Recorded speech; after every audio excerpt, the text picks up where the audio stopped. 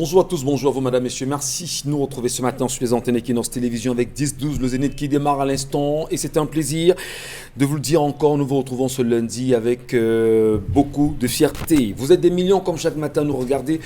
Madame, messieurs, nous alignons et nous saluons d'ailleurs l'action des enseignants qui ce matin ont choisi à travers le Cameroun entier de se vêtir en noir et pendant toute la semaine de dispenser les cours dans les salles de classe tout vêtus de noir pour dire eux aussi en tant qu'enseignants leur indignation face aux tueries du 24 octobre dernier, d'ailleurs qui a connu la mort de 7 enfants tués par des hommes armés. On dira encore un drame qui n'arrête pas d'alimenter toutes les conversations au Cameroun, mais surtout à inviter les uns les autres à faire attention et à inviter bien évidemment le gouvernement en place et les différents belligérants à retrouver bien évidemment le chemin de la paix. Et une question est urgente depuis ce week-end. On a vécu le deuil national initié par le gouvernement camerounais en l'absence remarquable et remarquée de son Excellence Paul Biya, président de la République du Cameroun, qui n'a daigné officiellement ne rien dire, aucun discours, aucune sortie officielle, même si au courant de la semaine,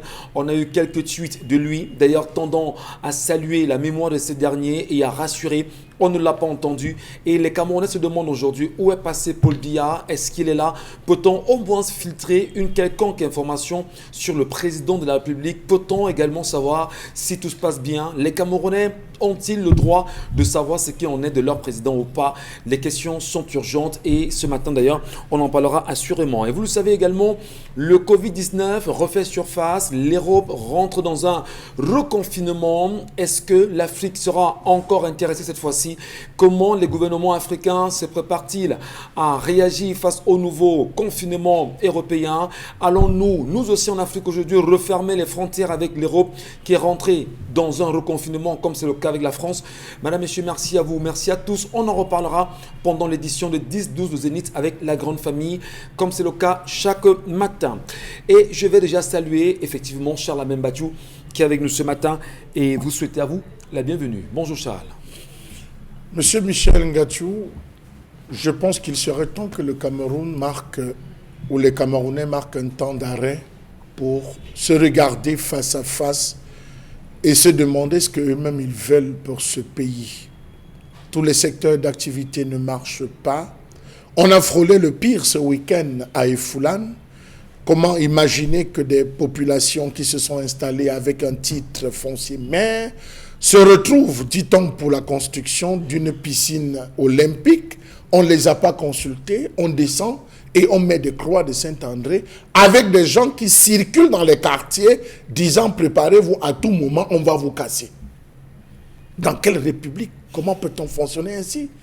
Et le drame, c'est qu'on saute des maisons. On saute des maisons. Les populations, hier, ont décidé d'en découdre avec les individus au même moment qu'on apprenait l'explosion d'une bombe artisanale. Donc, vous vous rendez compte, ça ne va pas, monsieur Michel Ngatiou. Les Camerounais vivent une tension. On ne va que de crise en crise.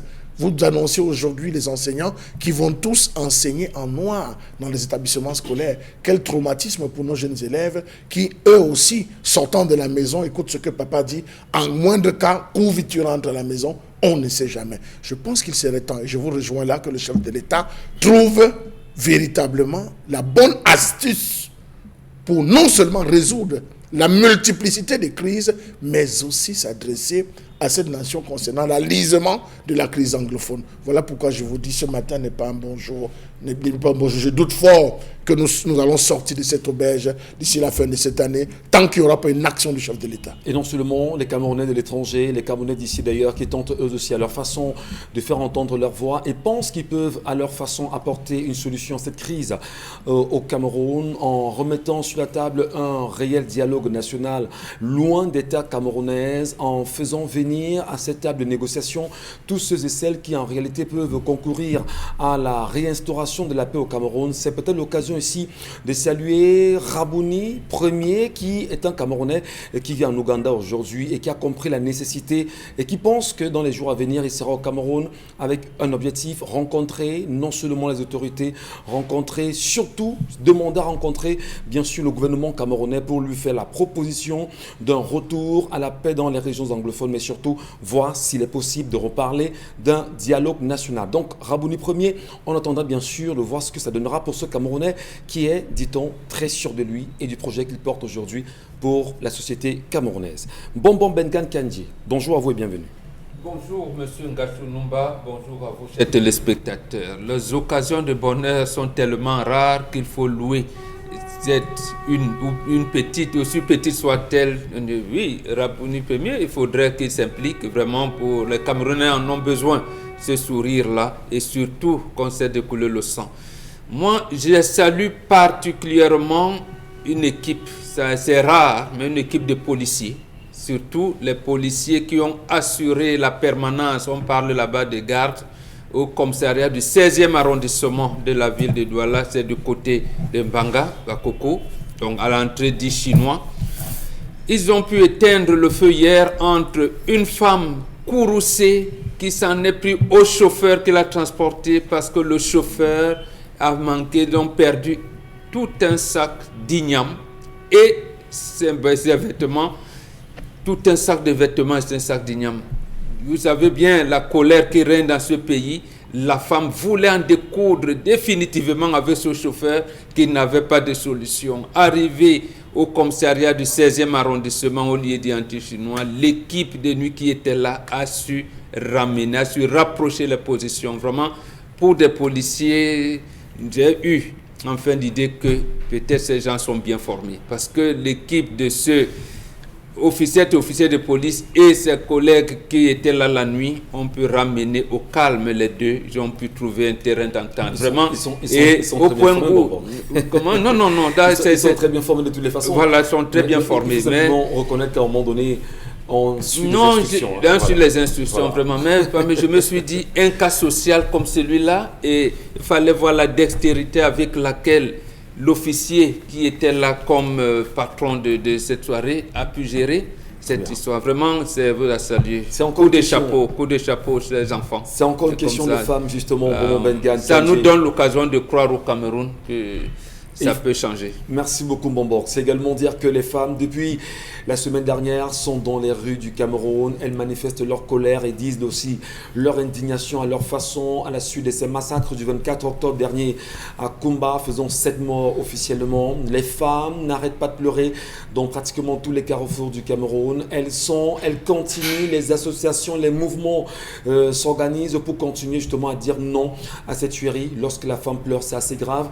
Et nous nous demandions encore en semaine ici, pourquoi notre première dame ne parle-t-elle pas, n'a rien dit jusqu'à présent? Va-t-elle au moins glisser un mot à l'endroit de ses enfants disparus pour dire aussi en tant que mère, en tant que femme, son indignation? On ne fait qu'attendre. Des femmes sont avec nous ce matin. Karine Sontia, bonjour à vous, bienvenue. Bonjour Michel et bonjour à nos téléspectateurs. Dans mes fous, je suis tombée sur une vidéo sur internet qui mettait en évidence un policier qui expliquait à l'assistance les différentes sortes de drogues. Il y avait le cannabis, il y avait la marijuana, il y avait tout ce que vous pouvez appeler et il avait tous les termes que les enfants utilisent ou les jeunes utilisent pour appeler ou indexer ces produits-là. Et je peux vous assurer que la sensibilisation qu'il faisait était en droite ligne avec ce que nous défendons sur ce plateau. Être sur le terrain pour expliquer aux gens ce que c'est et pourquoi il ne faut pas en consommer. Justement, je rejoins Mbomborg sur les actions policières qui sont à saluer ce matin. Lorsque j'ai vu cette vidéo, j'ai commencé à comprendre qu'il y a quand même des raisons de croire que la police peut travailler. Et d'ailleurs, travailler en même temps. Et ce vidéogramme dont vous faites allusion ce matin, Karine Sontia, il faut bien sûr le dire, plein de Camerounais se sont informés hier. Moi particulièrement, quand je tombe sur ce vidéogramme, je me rends compte que ce que nous appelions affectueusement bébé d'or, en fait aujourd'hui, c'est une drogue. Est une drogue parce que nous, très jeunes, nous touchons l'herbe et puis l'herbe s'est refermée sur elle-même, et sur lui-même autant pour moi, une herbe enfin, sur elle-même, effectivement. Et on n'en revenait pas que hier, justement, qu'on fasse savoir que c'est une... Il expliquait la poudre, les différentes transformations, comment est-ce que ces enfants dissimulent cela dans les sacs à l'école, comment est-ce qu'ils font pour que ça entre et tout. Donc, je pense que les parents devraient quand même être un peu plus vigilants par rapport à cela. Merci beaucoup. Que les parents ouvrent grandement les yeux. Dominique Audrey, vous ne direz peut-être pas le contraire.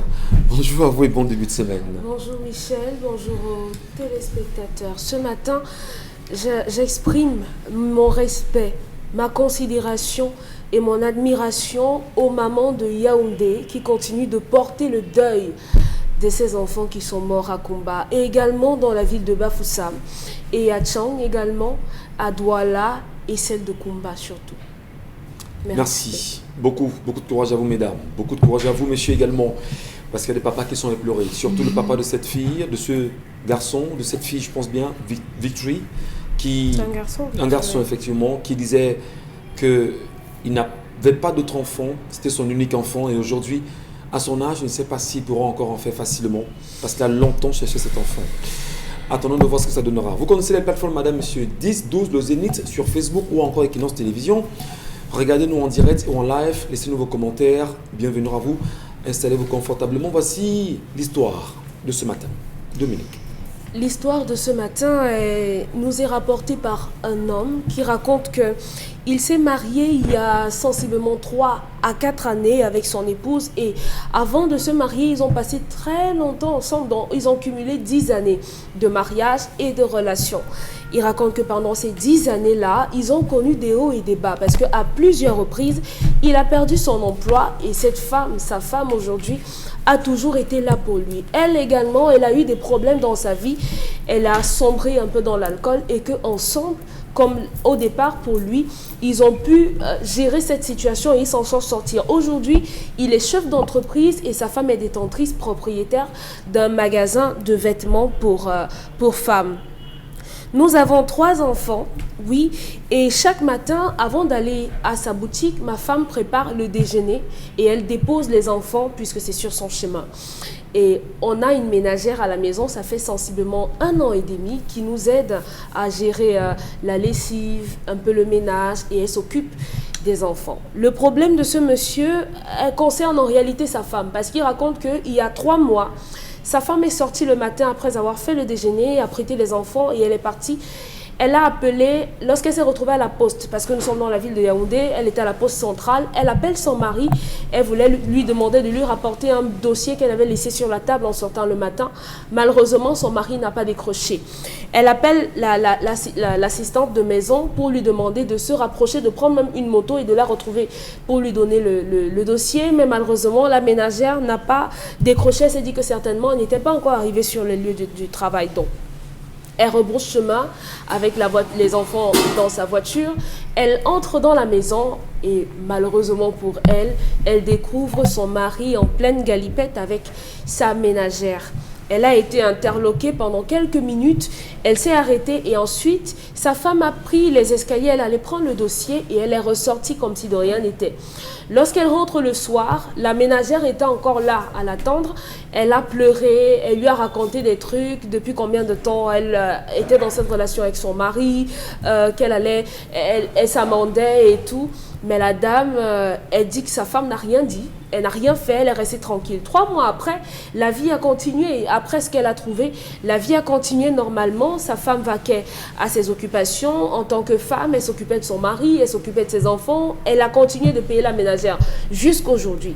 Le mari qui nous raconte l'histoire nous dit que il a interpellé la famille de sa femme, il a posé la situation et il a dit « Ma femme ne m'a jamais parlé de la situation, elle ne dit rien, moi j'ai peur pour ma vie. » Les parents de son épouse l'ont convoqué et elle leur a dit « Non, moi j'ai pas de problème avec mon mari, ça peut arriver, donc c'est passé, c'est passé, c'est rien de grave. » Il est allé voir sa famille à lui pour dire « Voilà la situation, ça fait 2 mois, ma femme m'a trouvé en train de faire des trucs pas catholiques et elle ne me dit rien, elle ne se fâche pas, elle continue d'être une femme normale et moi j'ai peur pour ma vie. » Donc ce monsieur nous dit qu'il est au bord de la crise de nerfs, il a perdu du poids, il n'arrive plus à dormir, il n'arrive plus à manger. Comment est-ce qu'on gère ça avec une femme qui devrait être fâchée mais ne l'est pas? Très bien. Merci beaucoup Dominique Audrey Oyengalek ce matin pour cette histoire restituée. Qui sont les hommes qui se reconnaissent dans l'histoire ce matin? Je pose la question, peut-être aux téléspectateurs en même temps. Il y a un doigt levé derrière la caméra là-bas. Qui sont bien sûr les hommes qui se reconnaissent dans une histoire pareille ce matin et se demander comment peut-on en sortir, comment inviter également la femme certainement à trouver une solution à cette histoire. On sait en même temps qu'on peut être trompé, effectivement, mais il faut trouver une solution et donner assurément la paix à cet homme. Karine Santia, comment peut-on, en tant que femme justement, amené son mari non seulement à prendre conscience de l'attitude qui n'a pas été... De quoi riez-vous? Qu'est-ce que vous voulez? Vraiment. Excusez. Ok, allons, c'est bon, allons. Votre question là, vous la contorsionnez vraiment dans tous les sens. Excusez. Karine, comment peut-on aider l'homme justement à ne plus poser ce type d'acte? Et en tant que femme, comment créer la sérénité pour sa famille? Voilà, la question a été posée. Il n'y a pas un problème de sérénité. Hein. Il y a même beaucoup trop de paix. Il faut le laisser dans son délire. C'est bien. Moi, je ne suis pas comme elle, mais je vois que ça marche. C'est une très très bonne solution parce que ça frappe sans blessure. Ça frappe, il n'y a pas de trace. Et lui seul sait ce qu'il vit dans son cœur, dans sa chair. Et la ménagère, on ne l'a pas renvoyée. Donc si la femme avait même est restée calme et renvoyait la ménagère, il allait comprendre que ça la fait mal. Mais depuis, il n'arrive pas à savoir si elle a mal. Ou alors si elle est même d'accord. Ou alors si elle veut même seulement partir. Ou alors elle veut seulement déménager la maison. Donc lui-même, il est perdu. Et c'est une très bonne astuce. Alors, donc, vous pensez que c'est une astuce plutôt. Par contre, c'est... Ça galvanise un peu parce que on a quand même l'habitude de voir des femmes qui font du bruit. On a l'habitude de voir des femmes qui font du bruit. Non, c'est pas chez moi. Qu'est-ce que je me fais comme ça? Tu m'as trahi. J'ai fait combien dans toi, machin. Elles cassent des choses, elles font des bruits. Elles t'arrêtent la ménagère, elles frappent la ménagère. Mais celle-ci, elle est de marbre. Elle est glaciale. Et ça passe. Parce que à la fois le message passe. En fait, il y a le quand, oui, il y a le qui, oui, il y a le comment, et il y a quel effet. Tout ça est dedans et ça donne ça. Les femmes, bon, ok, d'accord. C'est grave. C'est grave. Il y a quelque chose qui. Les femmes, c'est stimulant. Karine parle avec une telle essence. Oui, ça fait, voilà. Ça fait comme le silence du chef de l'État, vous voyez. Donc ça parle, quoi. Ouais. Ça vous terrorise, ça vous fait mal. Vous avez envie de pousser la personne à parler, mais il fallait vous appeler les réunions familiales et extra-familiales. Très bien. Bonne astuce. Alors, justement, Karine pense ce matin, c'est une astuce en même temps, mais il y a lieu quand même, Dominique Audrey, de sauver peut-être l'homme qui est très malade, justement, dans la situation. Il souffre de quoi, il souffre justement de la... Expliquez-nous, vous êtes un homme. Vous avez résisté du silence par là, je ne redis pas ce que vous aviez dit. De quoi on sait exactement qu'il est rentré dans... Il a eu une aventure avec sa ménagère. Dans la maison de sa femme, effectivement. Avec sa ménagère. Ce que la femme a constaté, elle a découvert justement l'idylle qu'il y avait entre les deux. Il n'a pas... Et est resté de marbre pour reprendre les propos de Karine. Oui. Alors, est-ce que ça peut aider l'homme à bien se positionner dans la famille et à continuer une belle trajectoire avec sa femme? Michel, vous pouvez être un homme gentil et féliciter cette femme quand même. Vous pouvez. Parce qu'elle est calme, parce qu'elle est posée. Non, je vous demande, c'est quelque chose que je vous demande. Il y a des éléments de neutralité. Oui, mais je salue. Non, ça n'a rien à voir. Je salue. Les problèmes de société, je salue humainement l'attitude de la femme qui est d'un calme olympique. Voilà. Vous voyez qu'il n'y a donc pas de problème. Parce qu'elle aurait pu prendre un couteau, elle aurait posé un acte plus difficile que ça. Mais je salue justement son acte. Ça vous rassure maintenant? Oui, c'est merci. Bon. Nous vous écoutons. Comment peut-on, est-ce que ça peut aider cette famille à se repositionner? Est-ce que l'homme peut changer? Il n'y a pas de problème, Michel. Oui. Il n'y a pas de problème. Elle a trouvé que son mari a décidé de la tromper avec une femme qui a un corps dominicain. D'accord, elle accepte. Elle a donné 3 fois la vie à ses enfants, elle a des vergetures, elle a un peu le ventre. Ok, il n'y a pas de problème. Mon mari a voulu quelque chose de neuf, quelque chose de jeune. Alors, est-ce que je vais lui en vouloir pour ça? Non, je reste tranquille. C'est tout ce qu'elle a fait. C'est tout ce qu'elle a fait. Et elle accepte que son mari est humain. Ça ne devrait pas poser problème. Ça ne devrait pas poser problème. Parce qu'aujourd'hui, les femmes comme hommes, ce que Pembombo appelle le terrorisme, les hommes aussi ont cette manie-là de vouloir terroriser les femmes en ne mangeant pas ce qu'elles ont cuisiné, généralement. Et vous allez voir des femmes aujourd'hui encore qui réussissent à se morfondre parce que le mari est rentré, il est fâché, il n'a pas mangé, mais il ne mange pas. Vous ne préparez plus. Ah bon? Oui, c'est tout.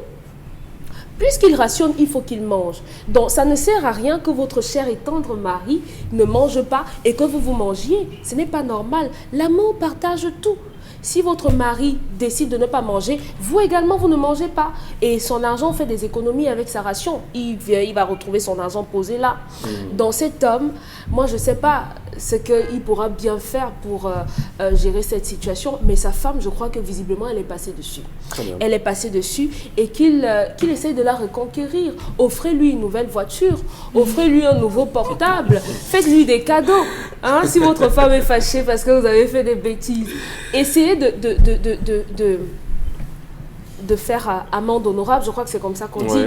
Oui, essayez de montrer que vous êtes effectivement touché. Est-ce qu'en gardant le silence, est-ce qu'en gardant le silence, c'est la bonne attitude? Oui, est-ce que c'est la bonne attitude? Oui. C'est la bonne attitude. Écoutez, Michel. Vous validez justement ce silence qui peut tuer cet homme?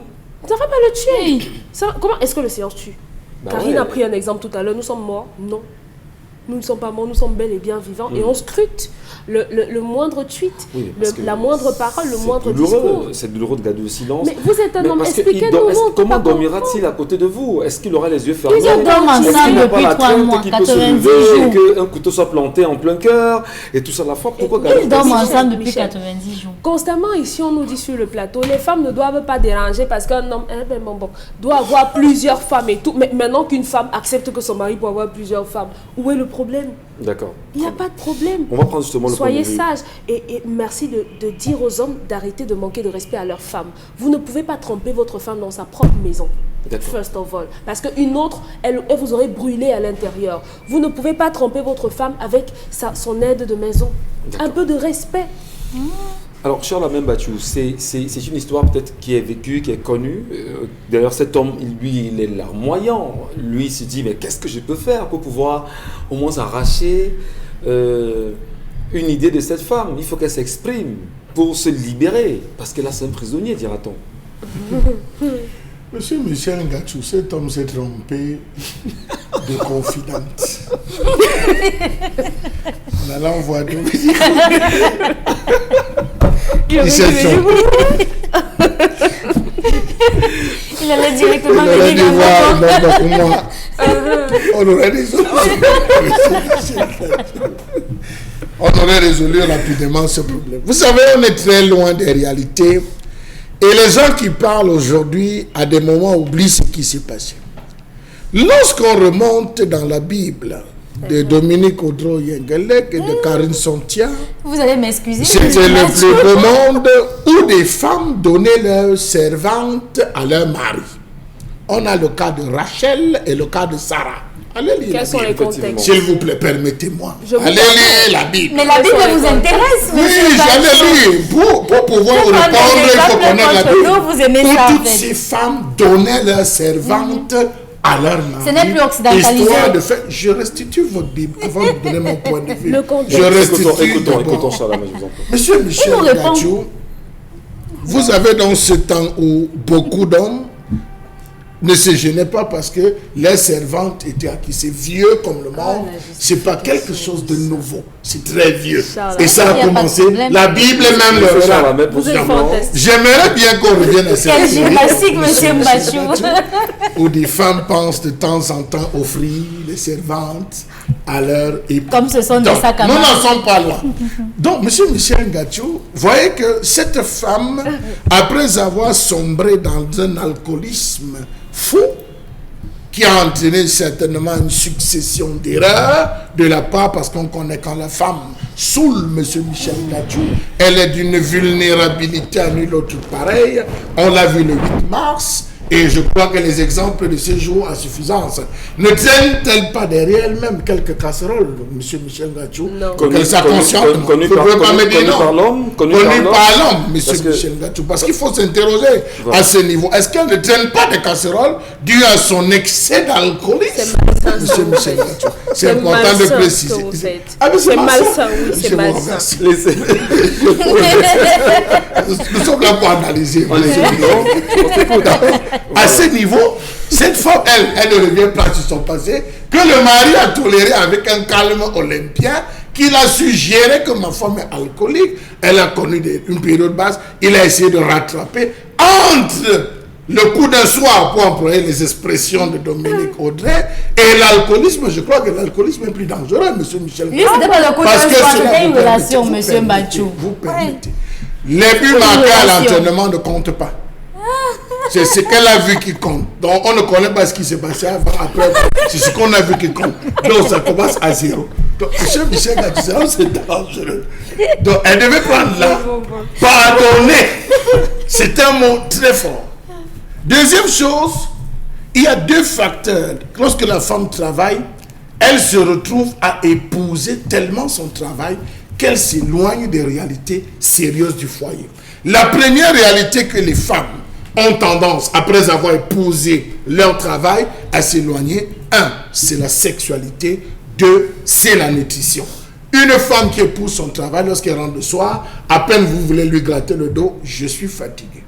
Aujourd'hui, mon patron m'a épuisé. Aujourd'hui, j'ai eu à travailler. J'ai fait 24 escaliers. Je suis allé à gauche. Je ne peux pas. Bon, elle est patronne. Pardonnez-moi. Elle est patronne. Est-ce que ça empêche? Elle est posée. Au contraire, la patronne ne se suit même plus que l'employé. Donc, la sexualité. Est-ce qu'ils avaient une sexualité assez aisée, monsieur Michel Gadjou? Je vais le dire. Non, concrètement. Il y avait un souci et un souci dans ce couple en termes de sexualité, comme beaucoup. Vous avez des femmes qui vont vous dire, je travaille tellement. Je suis sûr que Monsieur Michel Gadjou, monsieur Michel Et dans Tout à l'heure, on vous a influencé en demandant que vous reconnaissez que cette femme est une bonne femme. Vous l'avez fait. Maintenant, vous voulez renvoyer ça sur vous. Je termine. Deuxième point, la nutrition. La nutrition, quand même, vous savez, il y a des femmes, tellement elle est occupée parce qu'elle bosse. Parfois, elle se retrouve à rentrer, celle qui paye le poisson, celle qui s'arrête à l'acheter des poulets à X ou Y endroit. Vraiment, aujourd'hui, il n'y a pas à manger. On va se débrouiller pour manger à la maison. La nutrition d'une femme, dans certaines maisons, vous allez vous rendre compte que la femme dit à la domestique, tu touches à tout, sauf ma cuisine. Tu n'intègres pas ma cuisine. Mais vous avez des femmes qui se retrouvent à laisser la cuisinière, la domestique préparer, venir servir à table, aller s'asseoir à côté parce que monsieur à tout moment peut avoir besoin d'eau. Ces différents moments, ces deux moments, l'absence de sexualité et le présentiel en termes de nourriture, nutrition constamment, fait en sorte... de l'homme. Non, monsieur Michel Gadjou, provoque un rapprochement. TAP, technique d'approche. Ça favorise, monsieur Michel Gadjou, des techniques d'approche sans que vous ne vous rendez compte. Vous êtes faux, ça. Non, monsieur Michel Gadjou. Monsieur Michel Gadjou, j'ai dit, l'homme ne mange pas seul. L'homme mange avec sa femme. Prenez même une collègue ici tous les midis, vous allez manger avec elle. Vous faites 3 mois, après le 3e mois, monsieur Michel Gadjou, vous allez l'aimer. C'est le rapprochement. Le plaisir de manger, le plaisir de se savoir contempler, le plaisir de découvrir qu'il a de l'appétit. Oui, monsieur Michel Gadjou, vous avez des femmes qui préparent à la maison, l'on mange, il te dit que tu as trop mis de sel. Or, la domestique peut préparer avec aisance et parfois même plus que la femme. Tout cela provoque, on vous a dit de jouer avec des choses, le ventre et le bas-ventre. Je finis donc en disant à la femme, si elle décide d'adopter ce comportement, moi, l'homme, je ne me dérange pas. Moi, personnellement, ça m'engage. Je confirme tout simplement la ménagère comme étant la deuxième femme. Et je valide cette situation. Parce que là, monsieur Michel Gadjou, c'est un rapport maintenant de force. À action de femme, réaction d'homme. Parce que l'homme, forcément, a essayé le débat. Voilà. Ça l'a dépassé. Il a appelé le secours. Ça l'a dépassé. Qu'est-ce que vous faites? Voilà, c'est justement une histoire vécue par un haut commis de l'État du Cameroun qui a été d'ailleurs... de son temps Premier ministre dans notre pays. On va peut-être pas le citer, mais c'est des réalités. C'est des réalités, effectivement. Et Bonbon Bengan, l'histoire quand même ce matin parle suffisamment. Il faut, vous qui êtes chef traditionnel, vous qui êtes autorité, vous qui connaissez justement ces réalités, comment vous résolvez ce type de problème quand ils vous sont posés? La première chose, c'est d'apprécier la femme. C'est une bonne femme. Il faut le dire. Moi, deuxième chose, j'ai vécu ça dans notre famille. Une de vous mes aussi, filles, personnellement? Oui. Ah, d'accord, une de votre fille. J'ai une de mes filles qui a épousé un mari au cadre dans une entreprise brassicole de la place. Elle est rentrée comme ça, elle avait un enfant malade. Elle est rentrée trouver son mari en plein débat, justement avec la ménagère. Dans sa maison. Elle est restée couchée au canapé avec son enfant malade. Et c'est elle qui est venue réveiller son mari parce que cette entreprise brassicole commence le travail très tôt et son mari avait la charge de le camion. Je lui ai dit, mais tu risques d'être en retard au travail. Et justement, quand ils sont partis avec un gars, j'ai dormi tranquille. Et c'est l'homme qui est allé se plaindre. Je lui ai dit, mais attends, madame n'a pas posé de problème. Comment tu te plains? Pourquoi tu te plains? Ça veut dire qu'il n'y a pas de problème. Oui, support. Il n'y en a pas. Donc je dis à Donc cet vous homme... saluez l'action de la dame, oui. mais l'homme peut mourir au moment même. De quoi? Non, mais parce qu'il n'a pas fait l'école du mariage. On vous dit... Pourquoi Vous avez compris? pourquoi l'homme ne C'est pas que dévoile pour pas... les femmes, l'école Pourquoi du il est mariage. conseillé à l'homme de ne pas dévoiler l'infidélité de sa femme? Parce que justement, et surtout, lorsque c'est un frère qui le fait, on dit le sang reste la famille, ainsi de suite, ainsi de suite. C'est comme ça. C'est l'éducation au mariage. Et je pense que cet homme n'a pas eu cette éducation au mariage. S'il avait eu cette éducation au mariage, il aurait intégré qu'on ne compte pas les enfants d'un homme quand il est encore vivant. Et je pense que madame le sait. Et elle sait qu'à un moment donné, lorsque je n'arrive pas à remplir certains devoirs ménagers, mon mari peut se satisfaire un peu à côté. Mais à côté, est-ce que c'est la ménagère, est-ce que c'est la voisine, est-ce que c'est ma cousine, ainsi de suite. Il peut se satisfaire. Voilà comment ça se fait. Elle devrait Donc, intégrer ça. c'est pour cette raison que quand on envoie une femme en mariage, elle est toujours accompagnée, Voilà. soit de sa petite sœur, ou l'a alors secondée au de lit sa avec son belle-sœur, mari. ou même de la petite sœur. Non, pas secondée. Je veux dire que pour permettre à la femme de se donner entièrement à son mari. J'ai dit bien entièrement, on dote quoi? À un moment, Non, mais qu'est-ce qu'on dote? le sexe là, ça fatigue. Mais ça fatigue, Non. c'est avec le mari.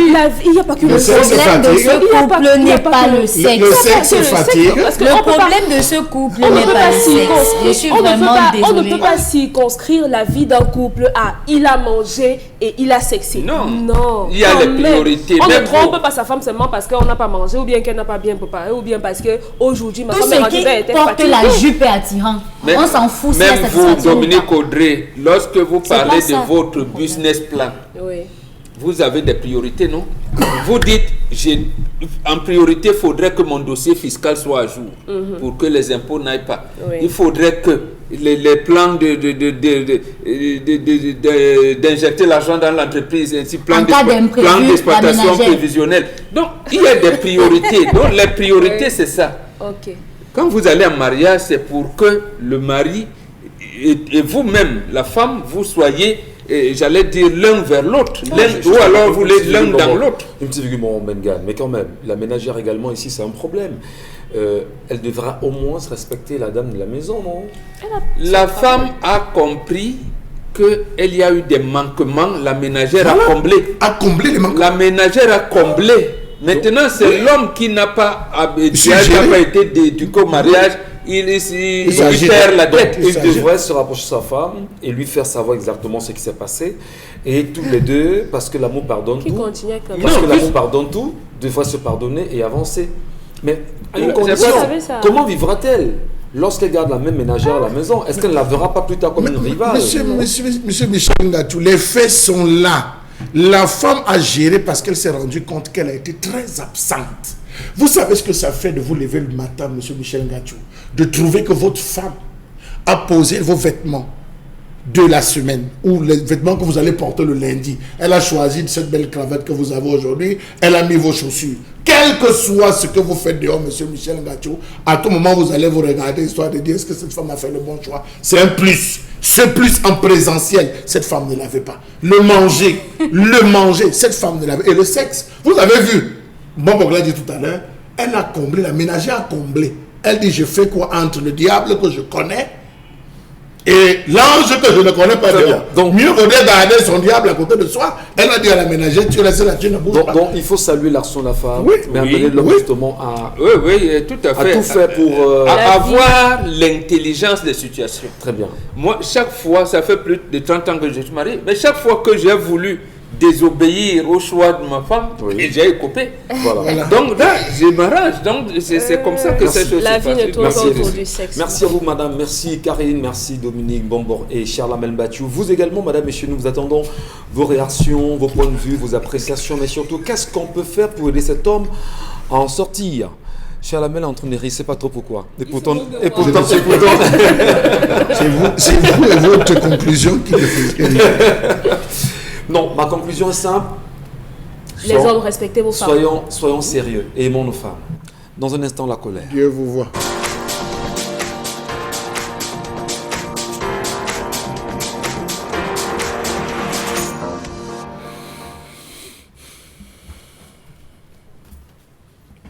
Je m'interroge ce jour sur la question de la politique des grandes opportunités, inertie gouvernementale et enlisement de la crise anglophone au Cameroun.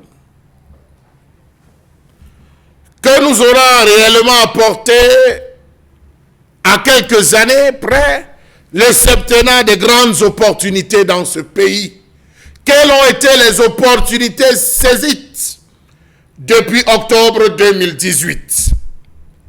Le chef de l'État, dans le discours du septennat des grandes opportunités, avait déclaré « Je me suis attentivement penché sur les frustrations et les aspirations de la grande majorité de nos compatriotes du Nord-Ouest et du Sud-Ouest. Un bon nombre de réponses à ces préoccupations et à ces aspirations sera apporté dans le cadre de l'accélération du processus de décentralisation en cours. Dans les meilleurs délais possibles, des mesures seront prises pour élargir le champ de compétences des collectivités territoriales afin de leur donner les moyens d'une plus grande autonomie. » Point. Fin de citation. À ce jour, qu'est-ce qui a véritablement changé de concret ou concrètement sur le terrain? Comment comprendre que le régime de Yaoundé commet toujours l'irréparable erreur de continuer à prendre le problème anglophone de haut dans ce pays? À plus de 2 ans de ce septennat, la crise s'est davantage aggravée et les positions plus radicalisées qu'avant. Qu'est-ce qui peut expliquer un tel regain de violence, même si au sortir, le ministre de l'administration territoriale rassure à plus d'un titre et plus d'un que la victoire est actée? Le nozo vit au rythme des attentats à la bombe, violences sporadiques et mesures répressives de l'État. La crise qui touche les régions anglophones du Cameroun, loin d'entrer dans une phase d'apaisement, est entrée dans une nouvelle phase plus violente, assassinats sauvages et barbares. Le cas de Kumba nous interpelle. De quelle logique participe donc la mutilation et l'exécution barbare de la gardienne de prison Florence Ayafor il y a 1 an, notamment le 29 septembre 2019, de Confort Toumassan, l'assassinat d'un inspecteur pédagogique, exécution sommaire de femmes, soit par arme blanche, soit ensevelies vivantes, et tout récemment, massacre à la machette des élèves de Modern Franciscan College, à Kumba, et j'en passe. N'en avez-vous pas marre de pleurer vos morts? N'en avons-nous pas assez de cette guerre qui se déroule au nord-ouest et au sud-ouest? Qu'attendons-nous pour mettre un terme aux vilipendaisons, circonlocutions et autres atermoiements fondés sur une lecture unipolaire de notre idéal de raison ou alors de nation? Jusqu'à quelle date devons-nous ranger des crimes contre l'humanité dans la rubrique des faits divers, et ceci devant le regard circonspect de la communauté internationale? Comment comprendre l'inertie du régime de Yaoundé dans la résolution de cette crise? Comment comprendre que le chef de l'État ne veuille pas aller au-delà des mesures cosmétiques et mettre en œuvre d'urgence des réformes majeures avant d'engager un dialogue inclusif de haut niveau avec l'appui des organisations internationales? Notamment travailler sur une réforme complète de l'hypercentralisation de l'État, le transfert complet des centres de décision de Yaoundé vers les régions, revoir la notion du respect des engagements relatifs à la prise en compte de manière équitable des cultures et traditions institutionnelles, juridiques, administratives, héritées des anciennes puissances administrantes, revoir le respect des promesses solennelles faites pendant la campagne référendaire, la question de la forme de l'État, telle qu'annoncée dans le décret de Guy Molin du 18 avril 1957, le respect du bilinguisme, le vrai, dans le secteur public, bien que la Constitution fasse du français et de l'anglais 2 langues officielles d'égale valeur. À ce jour, le conflit dans les régions anglophones du Cameroun s'est embourbé et il n'existe aucun dialogue entre Yaoundé et les séparatistes qui campent sur leur position. Leur mise sur une victoire militaire et refusent toute discussion sur la forme de l'État, et les autres qui exigent le fédéralisme ou l'indépendance. À quoi aura donc servi le grand dialogue national si la situation s'est davantage dégradée? Comment comprendre toutes ces crises qui frappent le Cameroun dans la même foulée? Crise anglophone, crise de succession, crise sociale, problème national camerounais. Était-ce le prix de la gouvernance différée des problèmes? En 48 mois, le conflit a fait plus de 3000 morts, 700 000 déplacés internes et des dizaines de milliers de réfugiés externes. Estimé à plus de 2 milliards de francs CFA, avec ses corollaires que sont les villes mortes, l'insécurité, la destruction des biens et bien d'autres dégâts encore, la crise sécuritaire s'aggrave de jour en jour en prenant des proportions inquiétantes. Selon le groupement interpatronal du Cameroun, en 2 ans, 200 villages ont été détruits et l'économie locale, qui représente environ 1/5 du produit intérieur brut du pays, sinistré. Le conflit aura entraîné une perte de 269 milliards de francs CFA et des grandes entreprises comme la Cameroon Development Corporation, qui emploie des dizaines de milliers de personnes dans la zone anglophone, elle-même a dû fermer les portes. Des tentatives de médiation ont été proposées par des acteurs politiques camerounais, les organismes internationaux, les acteurs des grandes chancelleries occidentales, les États-Unis, la Suisse et par des responsables religieux anglophones catholiques, protestants et musulmans. Le cardinal Toumi, en compagnie de Monseigneur Andrew Kia, archevêque de Bamenda, avait entamé une caravane de la paix pour vulgariser les propositions de dialogue. Et ils se sont retrouvés à être tous canardés par certains médias et pontes du régime. 1 an après les assises du grand dialogue, bien que le nord-ouest et le sud-ouest soient devenus des régions à régime spécial, la crise anglophone continue. Comment comprendre en français facile que l'État se refuse de voir en ces revendications la nécessité d'une meilleure prise en compte des minorités, la nécessité d'une meilleure prise en compte des héritages coloniaux, la nécessité d'une meilleure prise en compte et le besoin d'une redistribution plus juste et équitable des richesses du pays? Comment comprendre ces silences abasourdissants du chef de l'État face aux atrocités de cette guerre? Ne devrait-il pas faire une sortie histoire d'annoncer un cessez-le-feu immédiat, procéder à la libération de tous les prisonniers, procéder à la désignation des médiateurs, devant organiser un véritable dialogue inclusif, tout cela, tout faire pour que les leaders sécessionnistes appellent incessamment leurs combattants à déposer les armes? Les grandes opportunités nous ont permis de saisir quelle opportunité? La canne? La Chan? Et nous ont permis de résoudre quel problème? Inertie gouvernementale, enlisement de la crise anglophone. Après Kumba, ce sera le tour à quelle ville? Quel village? Quel quartier?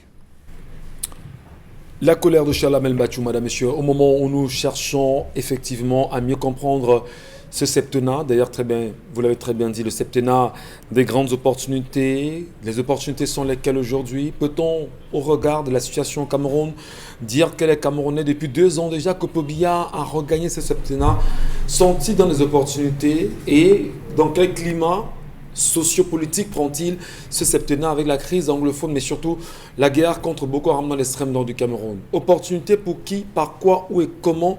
Où sont-elles ces opportunités? Qui est censé justement les mettre en application? Finalement, il faut même se faire voir, il faut même se montrer aux Camerounais pour faire passer ces projets de société. Aujourd'hui, septennat de grandes opportunités, inertie gouvernementale et enlisement de la crise anglophone. Dominique Ondré Oyengelek, vous dites quand même qu'il y a fort à faire pour comprendre ce projet de société qui est celui de Paul Biya aujourd'hui. Oui, et pour le comprendre, il faudrait d'abord comprendre les précédents septennats. Il faut comprendre tous les slogans, je dirais, qui ont encadré les différents mandats à lui attribués. Mais bon, allons, commençons par, ou bien terminons par celui qui est en cours. On est rendu à 2 ans déjà d'exercice et la question qu'on a en droit de se poser, c'est quel est le bilan à mi-parcours de ce projet? Il y a quelques semaines déjà, on se posait la question à la date anniversaire et on nous a annoncé durant la prestation de serment qu'il y aurait une politique de modernisation de la fonction publique.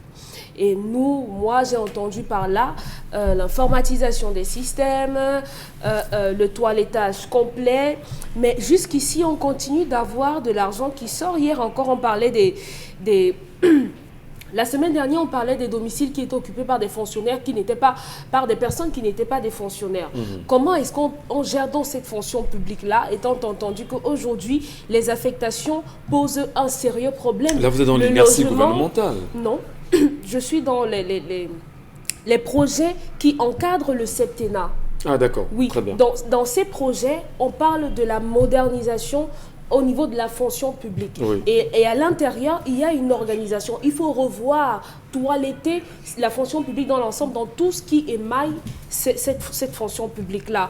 Donc là, moi, je m'attarde simplement sur la question des logements des fonctionnaires qui est un problème. Les affectations qui sont des problèmes et les remboursements des argents investis par ces fonctionnaires-là en attendant d'avoir leur paye. On pourrait même aller plus loin. Un problème. On pourrait aller même plus loin pour voir aujourd'hui les actions menées par le gouvernement camerounais. C'est-à-dire, prenez des cas simples au niveau de l'éducation nationale. On sait comment se passe le ministère de l'enseignement secondaire et toutes les questions qui sont criates. On sait comment se passe au niveau du ministère de la Santé publique aujourd'hui. Il y a des problèmes. Donc, on vous écoute, Dominique. Voilà. Après la fonction publique, on a également parlé de la politique de décentralisation qui devait être voilà, justement. Ça devait être le cheval de base de ce septennat-là. Mais est-ce que rendu donc à 2 ans, c'est effectif sur le terrain? Allez savoir, il y a plein de choses qui prouvent que non, ce n'est pas encore effectif et on en est très loin. On a également parlé du positionnement du secteur primaire au niveau des importations. Vous savez qu'on importe tout. Il fallait promouvoir les différents secteurs pour pouvoir limiter au maximum les importations. Vous savez qu'on importe le cure-dent, on importe de l'huile de palme. Juste interdit au Cameroun. On vient d'interdire l'importation de cure-dent au Cameroun. Je juste une information. Juste le cure-dent. Il y a une usine de fabrication. Oui, je vous le dis déjà. On évolue. Répondez alors. On interdit, on fait un commerce illicite maintenant. Merci, Dominique Audrey. Maintenant, on va passer par la route et pour idée. entrer avec. Voilà. Donc, on a de l'huile rouge qu'on importe, on importe le poisson, on importe. Et à côté, nos producteurs locaux sont en souffrance. Parce que je connais énormément de personnes qui font la pisciculture et qui pourraient approvisionner Justement, approvisionner le marché, mais malheureusement, ils ne peuvent pas parce qu'ils sont étouffés par la concurrence déloyale qu'on est avec les pays qui nous livrent ces marchandises-là. Et on a, à côté de ça, il fallait réinventer le secteur public.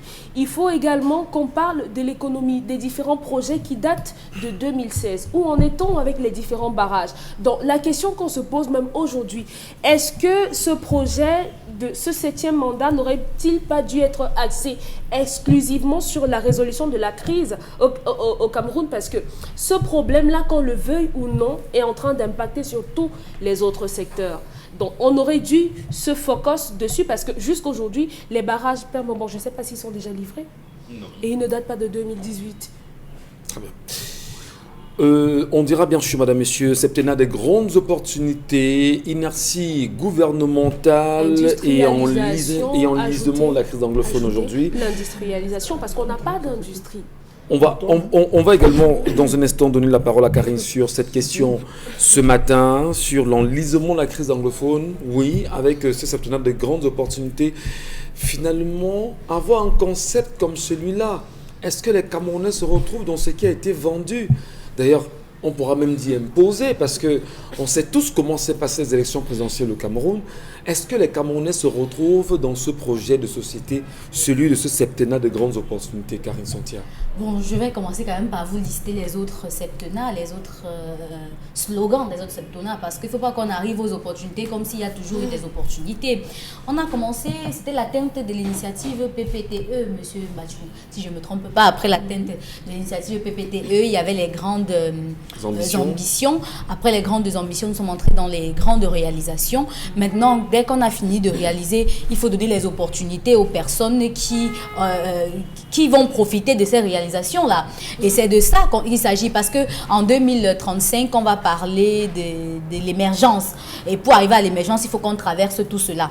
Sauf que c'est généralement des slogans creux. Et l'opportunité principale qu'avait le Cameroun pour ce septennat, c'était la résolution de la crise dans le nord-ouest et le sud-ouest. Parce que les autres opportunités qui sont économiques et autres, nous savons déjà que ça a échoué. Vraiment, ça a échoué.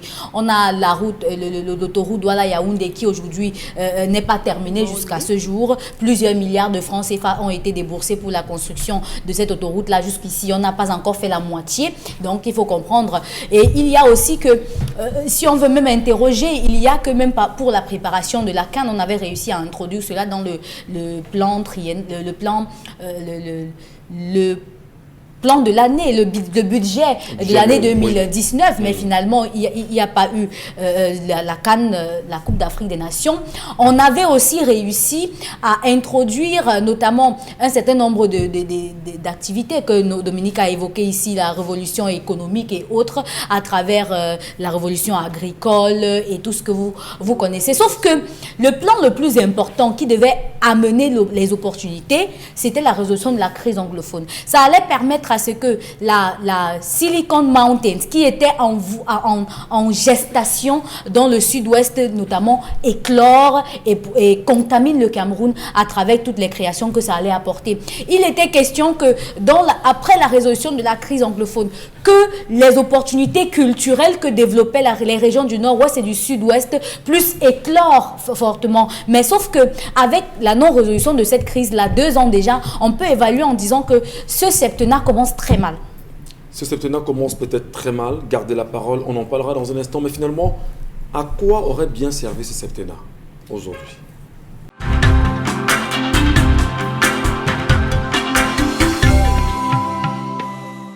Bon retour, mesdames et messieurs, et bienvenue à ceux et celles qui à l'instant prennent l'écoute ou encore s'assoient devant le petit écran. Bienvenue également à ceux qui à l'instant ont leur smartphone à main pour regarder et comprendre le Cameroun à travers 10-12 le Zénith. Soyez les bienvenus. Qu'est-ce qui se passe exactement avec l'activiste André Blaise et Sama? Aujourd'hui, André Blaise à nouveau s'est vu encore enlever une énième fois sa moto, alors que la semaine dernière, le Camerounais, citoyen comme bon nombre de Camerounais, s'est amusé à manger du poisson quelque part à Douala, pour ne pas dire ici même à Akwa, derrière le palais d'Ika, où il était assis avec des Camerounais, en train de manger au poisson brisé, et puis commentait sur la question de la crise anglophone, notamment le massacre de ces enfants de Kumba. Alors, figurez-vous qu'André Blaise soit en train de manger et que la police vienne saisir André Blaise de Sama, l'accompagner dans un commissariat, que celui-ci soit incarcéré pendant 3 jours dans des conditions infectes et que sa moto lui soit à nouveau retirée sans aucune signification, sans lui dire exactement de quoi on lui reproche. L'unique question qui lui était posée de savoir: pourquoi as-tu dit pendant ton commentaire qu'il faudrait que Paul Biya aille à Kumba? Mais je ne comprends pas quand même. Alors aujourd'hui on est au Cameroun et qu'on choisisse véritablement d'arrêter un Camerounais avec son engin à 2 roues parce qu'il demande pourquoi Paul Biya ne doit pas aller à Kumba, il n'a pas le droit de le dire ou pas? Alors, nous demandons encore ce matin, puisque nous entrons dans l'émission en saluant l'action des policiers, nous demandons encore à M. Mbagangele, effectivement, délégué général de la Sûreté nationale, est-ce que c'est comme ça qu'on gère le Cameroun? C'est comme ça qu'on gère justement un activiste, un simple Camerounais citoyen comme tout le monde? Que la police camerounaise qui salit son image en choisissant de l'interpeller comme ça? Bon, on peut comprendre, parce qu'en ce moment, Maurice Kamto est encore en résidence surveillée, et lorsque les avocats sont venus vous rencontrer, vous demandons justement, monsieur le délégué général, quelle est la condition du client? La réponse que vous avez donnée, c'est de leur dire, allez dire à Kamto de ne pas sortir, parce que s'il sort, il sera brutalisé. On peut bien comprendre comment vous agissez avec André Blaise et Sama aujourd'hui. Les Camerounais demandent vraiment à ce que vous lui remettez toutes ces 5 motos et que vous arrêtez bien évidemment cette dictature qui n'honore pas le Cameroun, qui n'honore aucun Camerounais, notamment le corps de la police camerounaise. Absurde et inacceptable. On poursuit justement, madame et monsieur, avec cette question concernant surtout le septennat des grandes opportunités. À quoi ça servit véritablement aujourd'hui?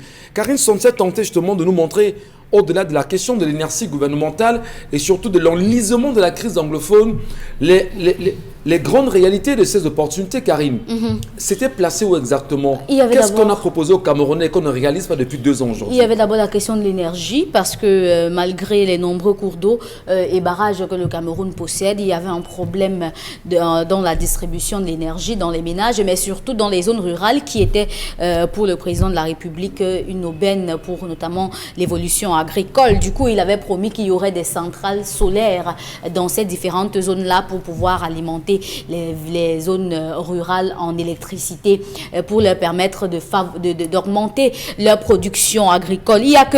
Le Cameroun avait prévu aussi de consolider ses acquis en termes d'attractivité, rendre son économie attractive, notamment en facilitant les investissements étrangers. Sauf que pour rendre une économie attractive, il faudra déjà que la porte d'entrée de votre pays soit aussi attractive.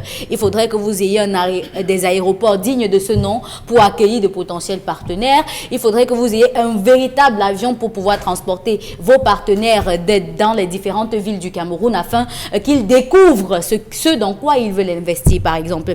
Il y a aussi que la question de l'état des routes était aussi un autre point sur lequel ce septennat devait s'appesantir. Sauf que lorsque vous regardez les artères, toutes les routes qui ont été faites avant 1990 sont aujourd'hui en état de décrépitude bien avancé et il faut soit les refaire afin d'éviter que les nids de poules qui se créent là-bas ne deviennent des nids d'éléphants. Allez, justement, opportunités, c'est peut-être des grandes opportunités. On est quand même en train de se demander qu'est-ce qu'il y en a aujourd'hui véritablement du port autonome de Kribi? Est-ce qu'on est dans ces opportunités?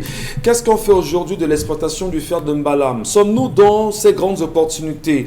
Qu'est-ce qu'on fait aujourd'hui du pétrole, oui, camerounais, dans la zone anglophone, qui fait problème d'ailleurs?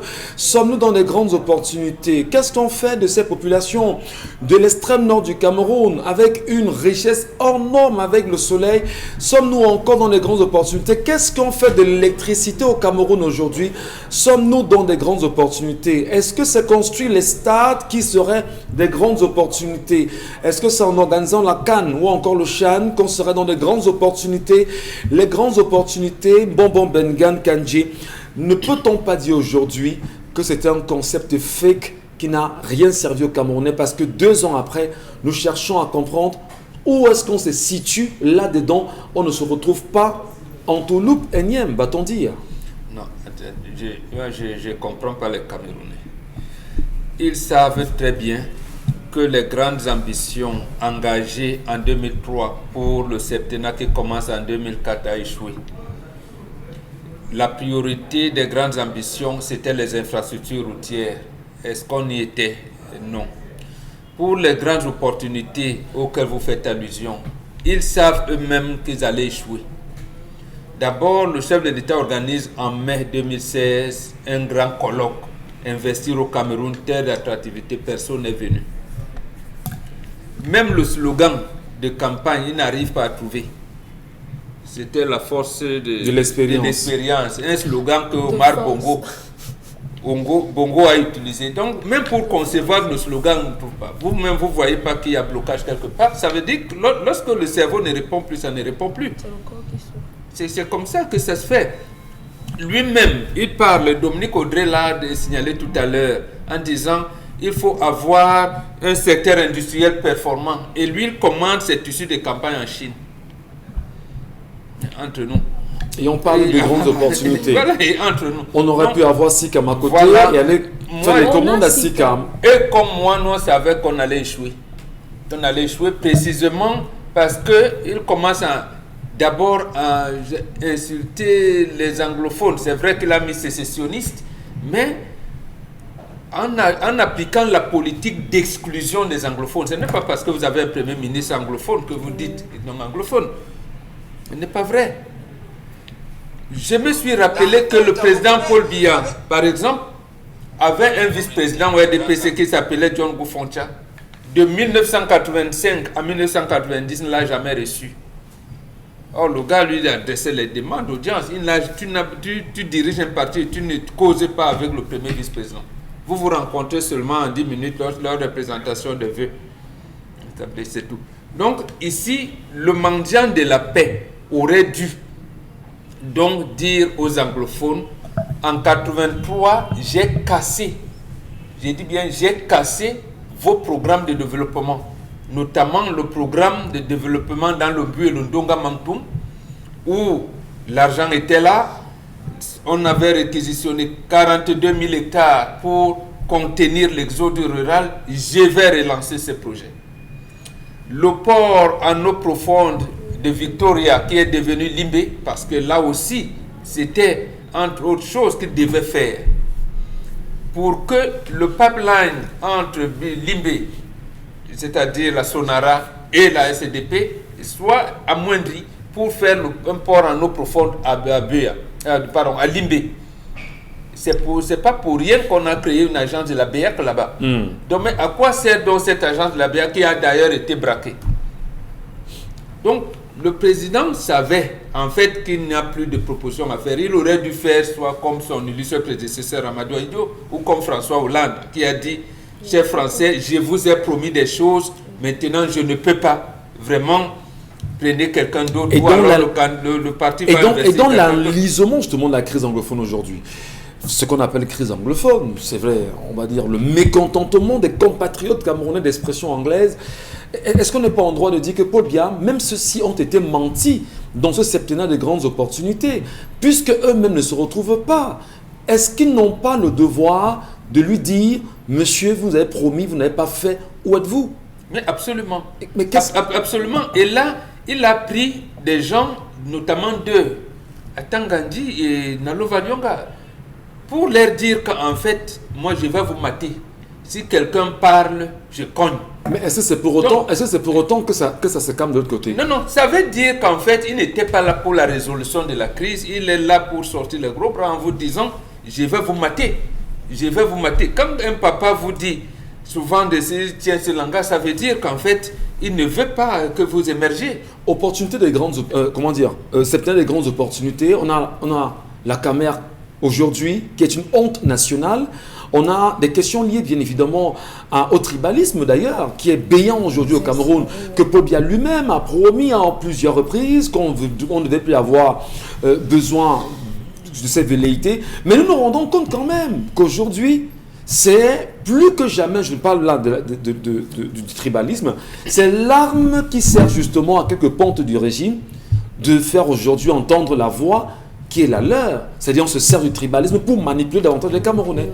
Oui, mais je pense que les Camerounais commencent à comprendre. Vous avez pris un secteur, je voudrais qu'on s'apaisantisse dessus. Camerco ne marche pas. Comment vous dites ça? Le port autonome ne marche pas. Voilà, Sonatrel ne marche pas. Rien ne marche. Sonara ne marche pas. Il a même pris feu. On ne sait pas ce qui se passe aujourd'hui. Kamwata ne marche pas. Tout le monde... L'électricité ne fonctionne pas. Oui, mais absolument. Ouais. Aucun secteur ne marche. Tout le monde veut engager le mouvement de grève, y compris dans les universités. D'abord, l'université de Buea et l'université de Bamenda ne fonctionnent pas. Le seul neurochirurgien qu'on avait à Buea, on l'affecte, le docteur Yves Basson, à Somalobo. Donc rien ne marche. Pourquoi? La question principale, c'est de savoir pourquoi le président Paul Biya s'entête à rester. Moi, c'est la question que moi je me pose. Parce que je ne comprends pas pourquoi. Hier, les Algériens savaient que le président Bouteflika était malade. Il est resté d'ailleurs malade pendant plusieurs années.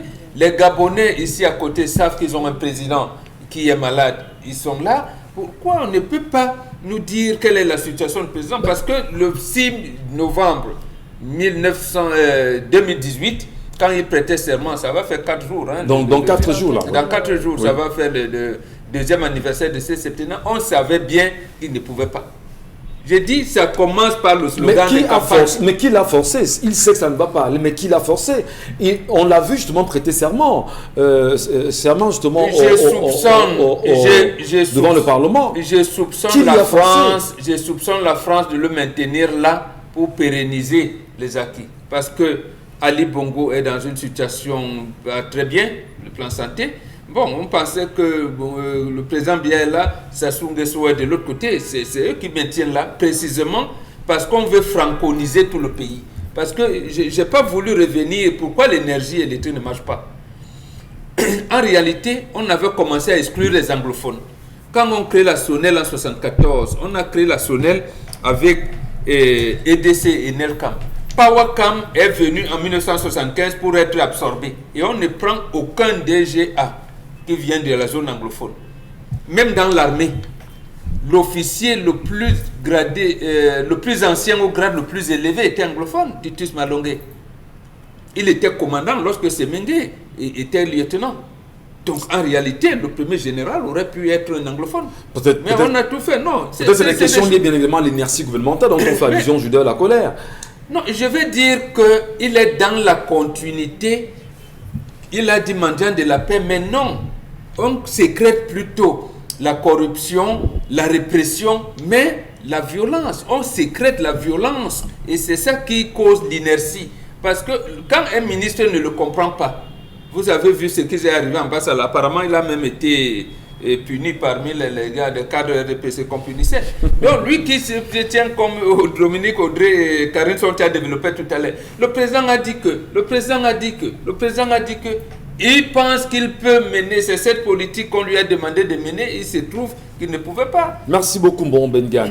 Charles Amemba, pour sortir ce sujet de cette colère qui est on va dire, un peu plus que grande aujourd'hui, les Camerounais doivent être en colère parce que ce septennat des grandes opportunités ne leur offre rien.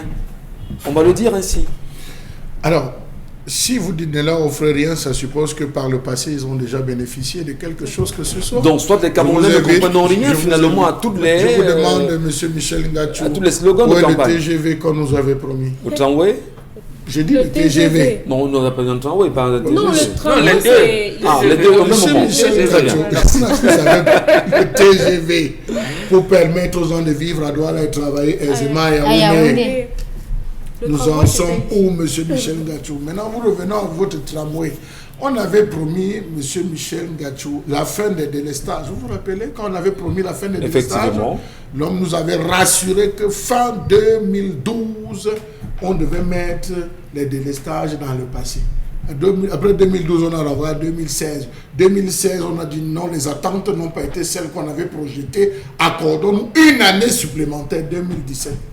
Jusqu'à aujourd'hui, vous êtes satisfait, M. Nous Michel sommes en Ngatou? 2020. Bien, on ne parle plus de délestage, mais on parle de période de tirage. Vous voyez, on trouve des expressions pour que vous puissiez vous retrouver dans cela. Explosion de la centrale. Il y a un proverbe qui dit en politique que quand on veut se débarrasser d'un problème sociétal, on crée des commissions, M. Michel Ngatou, dont les résultats ne vont déboucher sur aucun texte d'application concret.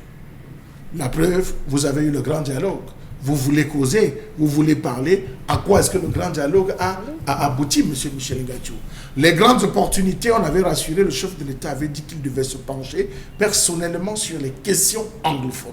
Il était question qu'on organise, M. Michel Ngatou, un ensemble de discussions à toute échelle. Je dis toutes les échelles et paliers pour essayer d'en discuter. Il y a des acteurs qui se sont prononcés sur la question. Ces acteurs ont-ils pu bouger? Ont-ils seulement pu lever le petit doigt? Je prends le cas du cardinal Christian Toumi. Il a été canardé sur tous les plans. On a dit le seul évêque opposant, ou le cardinal opposant au Cameroun. Le seul opposant, l'Église. Est-ce que c'est pour autant que vous êtes canardé que vous ne devriez pas justement faire entendre vos voix aux Camerounais? Monsieur Parce que Michel si on vous Ngatou, traite de on a eu le opposant, cas de Simon Mounzou qu'on avait interpellé pour essayer de réfléchir avec la All General Conference anglophone. Lorsqu'il a à peine il a pointé le nez, on lui a fait des menaces de mort. Il recevait un ensemble de messages, il a préféré se retirer en disant non, je ne vais pas venir laisser ma vie ici, je peux faire partie. Tous ceux qui ont essayé de se prononcer ont reçu des balles. qu'est-ce qu'on fait donc? On a eu M. Michel Ngatou, parce que ceux qui nous regardent vont nous dire forcément il y a eu des avancées. Oui, on a eu l'introduction de la filière Commonwealth, il y a eu M. Michel Ngatou, le recrutement des interprètes, et il y a eu l'application des principes du bilinguisme dans certains ministères. Bon, je crois qu'il y a des ministères, c'est le jeudi, d'autres c'est le mardi. Il y a eu M. Michel Ngatou, on va le dire comme ça, l'organisation des élections, le statut particulier des zones anglophones. Mais est-ce que tout cela est concret sur le terrain? Est-ce que tout cela est concret et effectif sur le terrain? Prenez, M. Michel Ngatou, les considérations de la House of Chiefs à l'époque. Prenez quel était le job description, la façon de fonctionner, M. Michel Ngatou. À une certaine période, on n'avait jamais nommé des gouverneurs dans les régions, dans les zones anglophones, on ne met pas les gouverneurs. M. Michel Ngatou, ils avaient leur système de fonctionnement. On s'attendait à ce que nous respections cela, au moins les premières lignes, pour dire aux autres, voilà. Il est question de cesser le feu. Il est question que les gens s'asseyent, discutent. On aurait pu commencer à dire, trouvez un médiateur chez vous, asseyez-vous entre vous, discutez. Demandez même aux séparatistes, M. Michel Ngatou, de concevoir leur programme, leur fiche, en disant, vous voulez qu'on s'asseye pour discuter, organiser et rédigez-nous votre programme, rédigez-nous votre vision. On va essayer d'étudier avec la nôtre, mais en attendant, nous proclamons un cessez-le-feu définitif dans les différentes zones. On ne cesse de Alors qu'Antonio Guterres, justement, il y a quelques mois, avait invité les nations du monde, y compris le Cameroun, à un cessez-le-feu. Nous croyons réellement que c'était l'occasion pour le Cameroun de lancer cet appel en disant aux séparatistes qui sont dans la brousse, qui sont dans les forêts et qui ont les armes, nous nous engageons à baisser les armes, vous baissez les armes pour qu'on puisse discuter. Mais on est là justement dans la résolution toujours militaire. Ce n'est pas une résolution, M. Michel Ngatou. Celle qui est justement, celle que l'État du Cameroun continue justement de mettre sur le terrain, parce que le regard que l'on dit, enfin, que l'on fait, Charles Amem Bachou, on vous dira, la résolution se veut politique. Mais on demande, on interpelle, on s'inquiète. Qui doit mener les débats politiques pour qu'on en arrive à un résultat? Monsieur Michel Ngatou, il serait temps qu'on pense constituer une équipe composée des membres influents de la société civile du Cameroun et de la diaspora. Aujourd'hui, vous allez vous rendre compte que la société civile semble être muselée. La société civile camerounaise semble être muselée. Vous ne les voyez plus sur le terrain. Vous ne voyez plus des acteurs comme Philippe Nanga. Vous ne voyez plus des acteurs comme Maximilien Gombe. C'est vrai qu'elles se battent, elles veulent forcer, mais ils sont littéralement, ils ont été muselés. Monsieur Michel Ngatou, ils ne parviennent plus à se prononcer. On a décrété International Crisis Group, une persona non grata au Cameroun. Human Rights Watch a subi les mêmes pressions. Il faut qu'on libère les sympathisants, les autres sympathisants du mouvement de protestation anglophone. Ils sont encore conservés. Mais qu'est-ce qu'on fait? On doit d'abord les libérer. Il faut trouver... Puisque le gouvernement ne vous entend pas, le gouvernement dans son autisme connu, reconnu par tout le monde, qu'est-ce qu'il faut faire? Parce qu'en réalité, vous vous rendez compte que le Cameroun est fermé de part et d'autre. Il y a une caste de personnes qui aurait, va-t-on dire, qui a pris ce pays en otage. Alors, M. Michel Ngatou, comment est-ce que vous voulez donc saisir des opportunités lorsque vous avez 6 régions complètement bloquées? Vous avez 6 régions complètement bloquées. Vous avez le nord, l'extrême nord, la Damawa, le nord-ouest, le sud-ouest, une partie de l'est bloquée. Vous avancez comment, M. Michel Ngatou? Quel type de projet, quel type de, comment on va dire, d'initiative pouvez-vous mener à bout?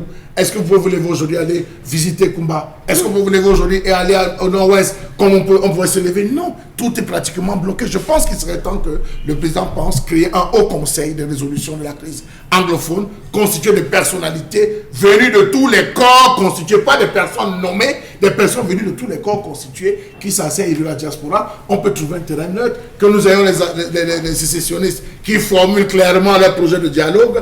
On se retrouve pour discuter dans un premier temps et voir comment redonner les lettres de noblesse. Parce que ce que vous ne vous rendez pas compte, c'est qu'aujourd'hui, vous ne pouvez rien faire. Parce qu'on vous dit que tout l'argent qui est conçu, pensé et tout est déversé dans la guerre.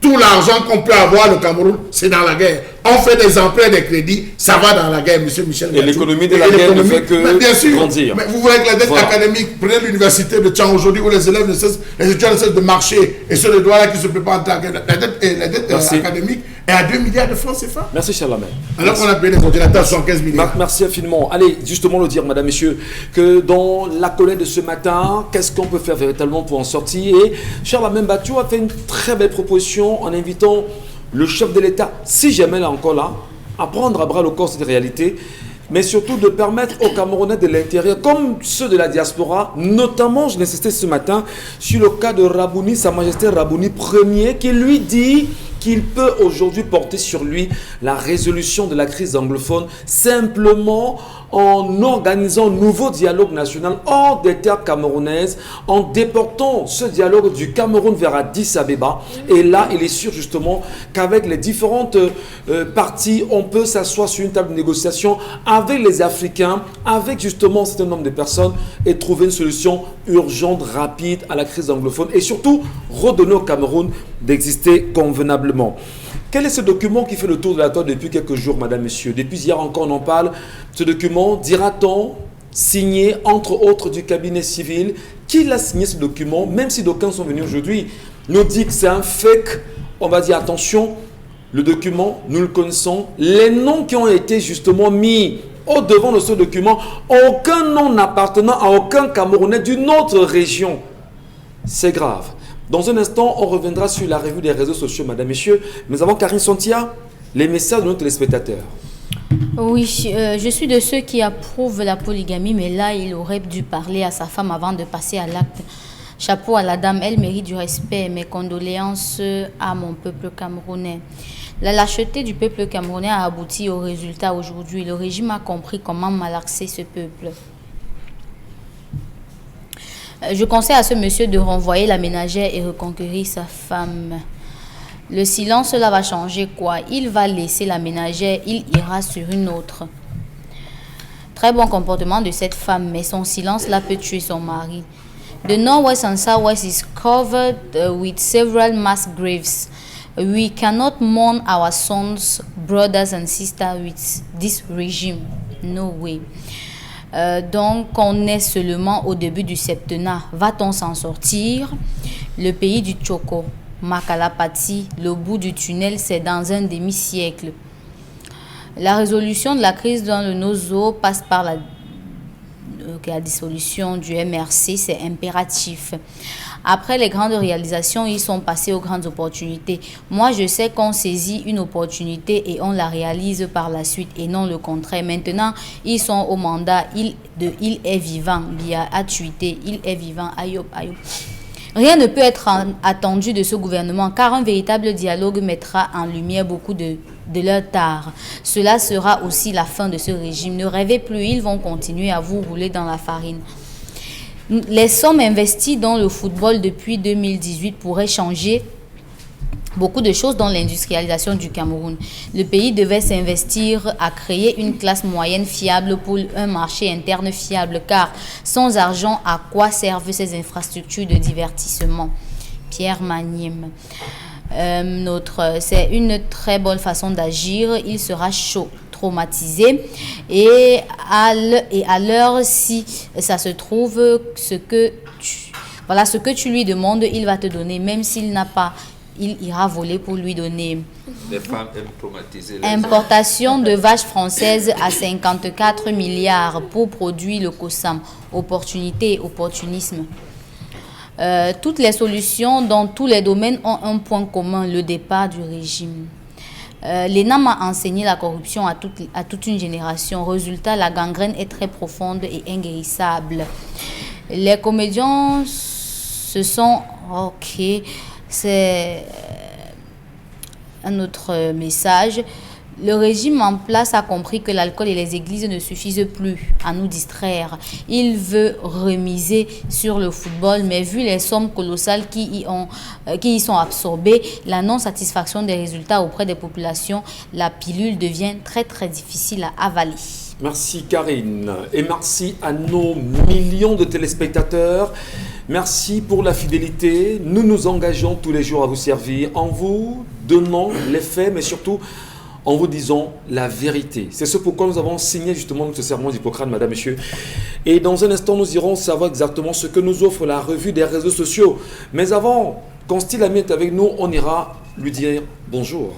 C'est cette cire que nous sécrétons dans nos conduits auditifs. Une matière jaunâtre et peu ragoûtante que nous avons pris l'habitude de retirer avec des cotons-tiges. Pourtant, il ne faut jamais faire ça. Le coton-tige provoque des bouchons d'oreilles ou pire que ça, il blesse vos tympans. Et c'est encore plus fréquent chez les enfants dû à leur conduit auditif plus étroit. Pour remédier à ce problème, des chercheurs ont mis en place un appareil permettant d'aspirer l'intérieur des oreilles sans aucun risque. L'embout de cet aspirateur est conçu pour aspirer uniquement d'un côté. Cela permet de ne jamais être en contact avec votre tympan. Mais cela est-il vraiment nécessaire de se nettoyer les oreilles? Oui. Les médecins recommandent un nettoyage d'oreilles par semaine. Il existe certains moyens de les nettoyer, mais ils sont souvent trop coûteux et prennent énormément de temps. C'est donc pour cela que le Earlys Up a été conçu. Car il est sans aucun risque, rapide, moins cher que toutes les autres méthodes, mais surtout il nettoie à 95% vos oreilles, contrairement aux autres méthodes qui nettoient au maximum 60%. Pour utiliser le Earlys Up, rien de plus simple. Allumez l'appareil et entrez délicatement le tuyau dans votre oreille ou celle de votre enfant. Faites ensuite tourner lentement le Earlys Up pour ainsi aspirer tous les déchets du conduit auditif. Il est recommandé de faire cette manipulation pendant 10 à 20 secondes par oreille. Sachez que chaque jour, plus de 200 personnes sont hospitalisées à cause des cotons-tiges. coton-tige. Il provoque souvent des bouchons de coton et de cérumen, mais le plus grand danger reste le dégât au niveau des tympans. Allez, Consti Lamine est avec nous, madame, messieurs. Consti Lamine, bonjour. Alors bonjour Michel Gathiou, bon début du mois à toi et à toute ton équipe et surtout bien des choses à tous les partenaires du concept. Qu'est-ce qu'on fait chez Irlisa? Ah ben, qu'est-ce qu'on fait pour s'arracher Irlizap? Il faut tout simplement se rendre du côté du magasin 1001 tapis et avoir cet appareil qui vous permet de nettoyer les oreilles. Oui, c'est un appareil d'origine américaine. C'est un appareil vraiment de qualité supérieure. Déjà, merci à ces partenaires américains qui ont fait confiance au concept Salaka, le concept de communication et de vente sur les antennes de Kinos Télévision et Radio. C'est également l'occasion pour moi ici ce matin de dire 1000 fois merci à un nouveau partenaire du concept Salaka, cette entreprise camerounaise qui a choisi le concept Salaka pour sa communication. C'est donc l'occasion pour moi ici de dire merci à nos amis de Camer Autoprix du côté bien sûr de Douala. Merci de choisir le concept Salaka. Alors à l'instant, il est question de parler Earlyzap. Il est question de parler de cet appareil qui vous permet de nettoyer délicatement vos oreilles. Plus besoin d'utiliser les cotons-tiges, plus besoin d'utiliser c'est-à-dire les brindilles de balai, plus besoin d'utiliser, bien entendu, des bûchettes d'allumettes. Chacun devrait avoir cet appareil révolutionnaire, cet appareil qui vous permet de nettoyer délicatement vos oreilles. Nous allons tout de suite permettre à nos téléspectateurs qui le regardent hors de la ville de Douala de voir comment on utilise le Earlyzap, bien entendu, pour le compte, bien entendu, de cette belle journée commerciale. Donc, je rappelle également que cet appareil est disponible uniquement du côté du magasin 1001 tapis. Le prix de promotion est de 7500 francs. Le prix de la double réduction est bien entendu de 7000 pour ceux qui ont besoin d'acheter le Earlyzap. Nous allons tout de suite, avec le concours de la réalisation, passer à la phase de démonstration de ce Earlyzap. Regardez comment il se présente. Donc, ça sort dans ce coffret dans lequel vous avez 4 accessoires, notamment l'appareil principal que voici, que j'ai entre mes mains. Cet appareil principal, bien entendu, qui se présente de cette façon-là. On n'a pas besoin de le connecter sur le courant. On n'a pas besoin, bien entendu, c'est-à-dire de le mettre, de le brancher à l'électricité. Avec les piles, le Earlyzap fonctionne simplement. Donc, on met tout simplement la pile à l'intérieur de cet appareil. Après avoir mis la pile, on prend l'un de ces accessoires, que nous fixons au bout du Earlyzap, comme je le fais là. Voilà, on le fait là. Et une fois que la pile a été mise à l'intérieur de cet appareil, vous l'appuyez tout simplement comme ça. Regardez là, voilà. Vous le mettez à l'intérieur de l'oreille. Vous le tournez délicatement. Au fur et à mesure, il va aspirer la saleté et votre oreille sera bien entendu bien nettoyée. Donc, j'attire l'attention de tous les parents. J'attire l'attention de tous les téléspectateurs. Venez au magasin 1001 tapis et achetez le Earlyzap au prix de 7000 francs. Votre appareil qui vous permet de nettoyer les oreilles. C'est en double réduction. Au lieu de 7500 francs, vous l'avez à 7000 francs du côté du magasin 1001 tapis. C'est gentil, Consti Lamine. Merci infiniment d'être passé par là ce matin. Et madame, messieurs, vous également, vous restez avec nous sur les antennes Equinos Télévision. C'est 10-12 le Zénith qui se poursuit également. Et vous le savez, vous, pendant le week-end, vous étiez nombreux, mais très nombreux d'ailleurs, à réagir aux nombreuses publications, effectivement. Et je vais au passage saluer Karine Santier et Dominique Audrey ici sur le plateau qui ont choisi de se joindre à une belle initiative de femmes en allant effectivement, elles aussi en tant que femmes, pleurer ces enfants tués dans nos zones, notamment à Kumba. Et dire que les images ont été largement vécues sur les réseaux sociaux, pas seulement elles, mais des femmes également à Marois qu'on a vues, des femmes à Yaoundé aussi. Qu'est-ce qui s'est réellement passé d'ailleurs, parlons de Yaoundé hier, au stade Omnisport, avec une vague de femmes qui a choisi de se joindre à l'initiative mise en place par les artistes camerounais, notamment... Non, à l'Omnisport. C'est ça l'Omnisport? Au lycée des Sens. Au lycée des Sens, voilà, je vous en prie. Alors, qu'est-ce qui s'est réellement passé hier pour qu'on n'en arrive pas, pour qu'il y ait, on va dire, des voix qui s'élèvent pour ces femmes-là? Peut-être on entendra aussi cela pendant cette édition. Karine Santia, la revue des réseaux sociaux. Massacre de gare de Kumba, plusieurs manifestations prévues sur l'étendue du territoire national pour dénoncer les assassinats de ces enfants dans une école à Kumba, à l'extrême nord. Les femmes ont marché à l'ouest. plusieurs villes du Cameroun il y a eu des manifestations, même ici à Douala, à la place de la Besseke et aussi au rond-point d'Eido. Celle que vous voyez en image, c'est la manifestation des femmes à Kumba qui réclamaient la paix, No More Peace, et les sons No More Killing, c'est la chanson qui était répétée en boucle par ces femmes-là pour réclamer le retour de la paix dans les régions du nord-ouest et du sud-ouest. Les images sont très difficiles à admettre lorsque vous écoutez ce qui est chanté là-bas.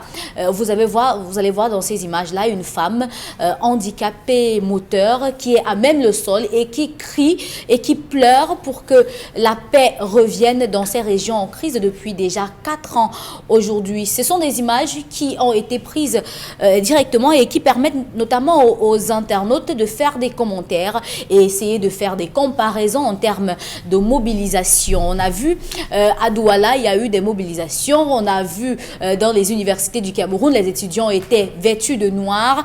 Mais ce qu'on a vu, qui a été organisé notamment au Palais des Sports de Yaoundé, c'était quelques membres du gouvernement et puis quelques autorités religieuses aussi qui étaient assis et notamment qui priaient. C'était certainement une messe écuménique en mémoire de ces enfants qui sont décédés. Les internautes ont essayé de faire la comparaison. C'est vrai que comparaison n'est pas raison, mais bon.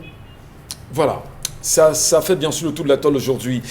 Et surtout, ce qui est remarquable au-delà de cette image, voilà, celle que nous regardons à l'instant, au Palais des Sports, où on n'a pas eu, on va dire, 20 personnes là-bas. Eh bien, qu'est-ce qui s'est passé? Les Camerounais n'ont pas... Distanciation sociale? Les internautes disent que c'est la distanciation sociale. Et là, on a des commentaires, bien sûr, de ces internautes.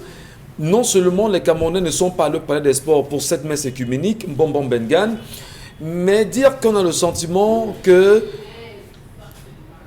c'est très fort quand même ce qu'on voit en image. Hein. Les Camerounais boudent carrément la journée des 2 nationaux initiée par le chef de l'État. Non, ils ne boudent pas. Ils ont fait le deuil chez eux. Les Camerounais savent que le palais de Congrès, il n'y avait pas Dieu là-bas. Palais des Sports. On pleure avec ceux qui pleurent. Ceux qui étaient au Palais des Sports ne pleuraient pas. Ils ne pleuraient pas. Et vous ne pouvez pas tromper le peuple tout le temps, hein, cher ami. Le peuple sait où se trouvent ses missions. Le peuple sait qui porte ses souffrances. Le peuple sait avec qui il peut aller. Il doit pleurer, il doit être en joie. Donc le peuple camerounais sait pertinemment que ceux qui étaient au palais de Congrès ne sont pas avec lui. Donc il ne peut pas aller avec eux. On dit, restez là-bas, vous êtes dans votre camp, vous ne pleurez pas. Donc nous restons avec ceux qui pleurent. Voilà. Le peuple est resté. Est-ce que les femmes peuvent sauver le Cameroun de la barbarie qu'il traverse aujourd'hui, Dominique Audrey, en regardant ces images des femmes? Parce qu'on a vu des femmes mobilisées. Et ce qui est surprenant, c'est qu'aucune femme n'a été arrêtée. Parce que moi, si tu descends là maintenant, Carrefour Bonaparte, moi, et que je commence à dire Mosgo. Et ce sont les femmes elles-mêmes qui encadraient la marche. Et les femmes elles-mêmes, comment vous expliquez ça? Les femmes ne peuvent pas sauver ce pays? Les femmes sont en train de vouloir sauver le pays. Même comme malheureusement, on a en face de nous des hommes qui visiblement ne comprennent rien à rien. Mais les femmes sont en train de prendre les choses en main. Parce qu'on s'est rendu compte que sous nos jupes, on a plus de couilles que tous ces hommes-là réunis. Et que si on reste à attendre, excusez-moi, si on reste à attendre... mais non, moi je ne vous laisserai pas dire. On a le sentiment que moi, à côté de vous... Vous avez marché? On ne marche, je n'ai pas marché. Je vous ai demandé de venir, vous êtes venu avec moi? Non, nous défendons tous les jours, Michel. nous y travaillons pour ça. Effectivement. Je vous ai demandé de venir avec nous. Ma question est de savoir, est-ce que les femmes que vous êtes aujourd'hui... Vous faites de la gymnastique? Non. Oui, est-ce que vous, les femmes aujourd'hui, vous pouvez nous accompagner ce pays à se libérer? Vous devez nous suivre. On n'est plus au moment où il fallait suivre l'homme. On a laissé les hommes devant et vous n'avez rien fait. Maintenant, les femmes ont pris les devants. Les femmes ont pris les devants. Et rendez-vous compte que pendant la marche de Kumba, des hommes ont commencé à se greffer. Progressivement, tout au long de la procession, on voyait des hommes entrer, marcher et chanter avec nous. Là-bas, ce qui était dur, il y avait des femmes tellement âgées, mais qui réussissaient à... Vous savez qu'il y a des collines là-bas, ça monte, ça descend. Ouais. Vous voyez des grands-mères... C'est une zone montagneuse. Monter, elles marchaient, elles étaient plus vivaces que nous autres, encore plus jeunes. Mais on continuait de marcher. Elle chantait. Et dans la procession, les chansons étaient diverses. C'était « On appelle l'enfant »,« Maman appelle l'enfant, l'enfant ne répond pas »,« Papa appelle l'enfant, l'enfant ne répond pas »,« Mon enfant part, il me laisse à qui ?» C'est autant de chansons qu'on entonnait. Maintenant, pour parler de la célébration à Yaoundé, j'ai lu un article sur Internet que j'aimerais bien partager avec vous. Vous savez, Michel, beaucoup de personnes ont de la réticence à manger de la tête de poisson. Et par conséquent, on se retrouve à manger certaines conserves et il n'y a généralement pas de tête, sauf si vous allez me dire que vous avez vu. On se comprend. Voilà. Et des scientifiques disent que le cerveau du poisson est important pour le cerveau humain parce que ça permet de... Vous voyez un peu. De régénérer un certain nombre Comment on peut avoir un deuil à Kumba, vous organisez le deuil à Yaoundé? Je veux dire que je veux comprendre comment ça s'explique que les gens meurent à Kumba, vous allez pleurer à Yaoundé. C'était quoi? Bon, on ne va pas juger les pleurs des gens, chacun pleure à sa façon. Chacun est libre. Donc, voilà. Anyway, chacun comprend effectivement ce que ça signifie. Donc, mes respects à... Vous savez qu'il y a des femmes qui sont parties du sud-ouest, du nord-ouest, pour venir marcher ici à Douala, pour se rassembler les femmes qui ont marché ici au rond-point d'Eido. Et pendant qu'on s'est déployé à Kumbalaba, d'autres se sont déployés ici à Douala et d'autres se sont également déployés à Yaoundé. Nous saluons justement l'action de ces femmes. Nous reconnaissons qu'en la femme réside le bonheur de l'humanité, réside la fierté de l'humanité. Alors, la femme, aujourd'hui, peut-être la question, je vous l'arrête ici, je la renvoie à Charlamel, peut-être. Oui, Charlamel, les femmes ont marché. On a vu ces réactions sur la toile.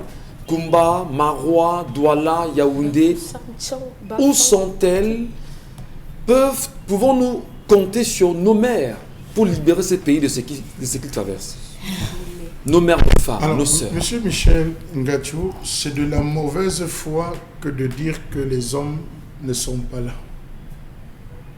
Les hommes qui ont pris les devants sont à Neubel, ils sont dans les prisons de Boyard, ils sont dans les prisons du Nord-Ouest. Vous devez enlever. D'autres sont déjà morts et dont on n'est même pas. Permettez-moi. Elle va retirer de toutes les façons. Permettez-moi. Ils sont déjà morts.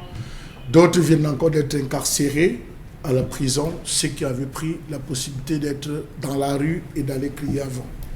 Avant ces femmes qui marchent aujourd'hui, on a eu les Takoubans qui ont marché, 2017. qui sont sortis, qui ont brûlé, qui ont fait un ensemble de rituels. On doit reconnaître que ce n'est pas aujourd'hui que naissent les marches des femmes. Qu'on arrête un peu ça sur Internet.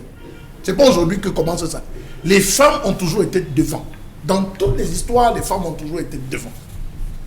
J'apprécie ce que les femmes font de marcher, M. Michel Ngatiou. J'apprécie. Mais sauf que c'est des marches pour moi stériles. Quand vous arrivez au deuil, les femmes font quoi? Elles pleurent, non? C'est elles qui creusent la tombe. C'est elles qui portent le corps. C'est elles qui referment la terre. Elles se contentent de pleurer, de se lamenter. Dans des familles, on connaît qu'il y a des sorciers qui ne cessent de tuer. Les femmes viennent pleurer toujours, non? Chaque fois qu'une personne tombe, on pleure. Parfois, c'est même le sorcier qui paie encore le transport entre, non? Qu'est-ce qu'elle doit faire? Permettez-moi, M. Michel Ngatiou, on n'arrête pas quelqu'un qui... Vraiment, laissez-moi... Qu'est-ce qu'elle doit faire, Charles? Monsieur Michel Ngatiou, elle devait sortir en disant, à partir d'aujourd'hui, nous prenons l'engagement. Ça devait être sorti d'un engagement. Nous allons dénoncer tant du camp de l'oppresseur que de l'oppressé. À partir d'aujourd'hui, on ne vous laissera plus faire ce qu'on a généralement vu faire. Arrêtez de pleurer, mesdames. Arrêtez de pleurer, vous avez des meneuses. Il y a des meneuses dans ces marches. Arrêtez de pleurer et prenez des résolutions fermes. La femme est au courant de tout depuis la Bible. De la mort de Jésus à sa ressuscitation, la femme était toujours présente. Sa résurrection. J'emploie des mots parce que je veux qu'on comprenne, monsieur Michel. Oui, Merci. Ne pensez pas que c'est une erreur. On se comprend. J'ai employé cette expression personnellement. Je sais pourquoi j'emploie. Merci beaucoup. Parce que ça prouve que vous me suivez. Ça, c'est des jeux qu'on emploie. Enfin, les cours pédagogiques. On fait un lapsus. On vous reprend pour être sûr que vous vous suit avez... toujours, Charles. Donc, monsieur Michel Ngatiou, les femmes doivent prendre des engagements. Nous avons marché. C'est comme ces femmes qui ont fait au rond-point. Elle a dit aux policiers, on ne vous laissera plus faire. C'est là où vous avez vu les Bensikinas chercher à se mêler en disant, arrêtez. Parce que tant qu'il n'y a pas prise de position, arrêtez de marcher. Prenez des positions en disant, ok, le jour qu'il y a crime, on s'en dit non, ce n'était pas tel. Si c'est vos enfants, dénoncez vos enfants. Si c'est vos enfants qui eux-mêmes tuent, dénoncez ces enfants qui tuent. Si c'est que c'est dans le cas adverse, ayez le courage. C'est ça le rôle de la femme. Très bien. Venir restituer la vérité. Je suis véritablement d'accord. Cette initiative sur l'étendue du territoire, je salue cette initiative, mais ne vous arrêtez pas là. Il faudrait que parmi ces femmes, on ait des Ndoki, parmi ces femmes, on ait des Kawara, des vraies femmes. Non, je n'ai pas dit que les autres, je n'ai pas voulu dire que ce n'était pas les vraies femmes, je dis des vraies femmes, pas activistes, non. Des vraies meneuses qui vont impulser ce changement à tous les niveaux. Merci beaucoup, cher Lamine Bachou. Et on va justement le dire à votre suite. D'ailleurs, vous l'expliquiez, vous le disiez, les hommes ont été en avant et ont été embastillés, séquestrés, emprisonnés. Au moment où nous parlons, 36 justement des manifestants du 22 septembre dernier sont en train d'être écroués à la prison centrale de Yaoundé-Nkondengi et risquent même la peine capitale simplement pour avoir choisi de marcher pacifiquement. Oui, vous préciserez que ces femmes ne font pas partie d'un parti politique. Effectivement, non, Voilà, c'est des femmes camerounaises. Ceux dont vous Pas du parlez tout. sont Non, c'est des Camerounais, c'est des Camerounais du 22 septembre qui ont choisi de marcher pour faire entendre leur voix et qui sont embastillés aujourd'hui et incarcérés. Sous la bannière. Non, aucune bannière. Des Ceux Camerounais. du 22? Ben effectivement. Il y a eu un appel justement d'un leader de parti politique. Monsieur Mais les Michel, Camerounais se sont joints à cela. vendredi, Voilà. il y a un monsieur qui s'est assis à la salle de fête à quoi? Oui. Il a commencé à protester. Effectivement. Vous avez vu le sort qu'un policier lui a réservé? Très bien. Vous avez vu comment il a été Ndoko, c'est aussi tenu bien. par un policier qui ne se gênait pas pour le molester parce qu'il était juste assis avec une pancarte réclamant. Vous voyez jusqu'où? Quand on dit que les hommes, nous avons le cas de Sama. Vous avez le cas de Sama qui, même malgré le fait qu'il a décidé d'être calme, on estime toujours qu'il n'a pas le droit de donner des opinions libres et il se fait embastiller tout le temps. Et parlant de Sama, ça fait très mal. Que sa moto lui soit restituée véritablement. C'est très grave quand même. Nous parlons ici, ça veut dire que nous qui parlons ici, on pourra sortir là justement au bas de l'immeuble et être, je ne sais pas, Arracher vos voitures. on va oui, on arrache nos voitures, on arrache tout ce qu'on a. Ouais. Vous n'allez plus vous mouvoir pour aller au travail et dire ce que vous deviez dire. L'engagement est pris, nous poursuivrons. Karine Sontia, nous vous écoutons. Deuxième sujet aujourd'hui, c'est notamment les manifestations des artistes très attendues qui, depuis plus d'une semaine, faisaient beaucoup de bruit sur Internet pour manifester leur colère par rapport à des propos proférés à leur rencontre. Ils ont décidé de manifester, notamment suite à l'assassinat de ces enfants à Kumba. Ils ont réussi à avoir l'autorisation de manifestation et c'était au lycée bilingue des Sosses. Plusieurs d'entre eux, vêtus de tenues de classe avec une bougie, étaient au lycée bilingue des Sosses pour manifester, réclamer la paix, l'unité, la fraternité, la solidarité entre les Camerounais. Ils ont été rejoints par plusieurs personnes, des fans et quelques curieux. On peut aussi dire qu'il y a d'autres femmes qui ont rejoint ces marches-là, qui étaient plutôt d'un autre côté et qui manifestaient avec d'autres chansons qui étaient très différentes de celles que chantaient les artistes, ce qui n'a pas trop arrangé nos chanteurs camerounais qui ont vu en cela des messages qui n'allaient pas en droite ligne avec ce que eux ils défendaient et ils ont décidé de stopper l'action de ces femmes-là et de les demander de sortir des rangs. Notamment, on va permettre notamment à la technique de nous faire écouter Si vous voulez, la réalisation. cet extrait. Oui, la réalisation. Merci. Mhm. On écoute. S'il vous plaît.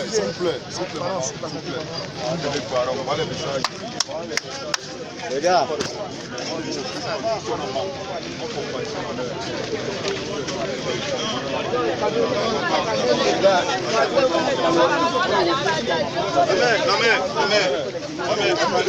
On veut les photos des enfants. Vous avez pu écrire les messages. Ils sont les photos des enfants. Où sont les photos des enfants? Oui. Des enfants. Le problème, c'est qu'on ne peut pas mettre le message qu'on n'a pas donné ici. Parce que, laissez-moi finir. Cette manifestation a été organisée avec une orientation précise. Laquelle? Celle de dénoncer la mort des enfants. et de dire que l'école n'est pas un champ de bataille. Il faut qu'on reste dans ce canevas-là. Hein? Et on est en train de dire que non, on n'a pas de problème avec les photos, c'est les messages. Elle donne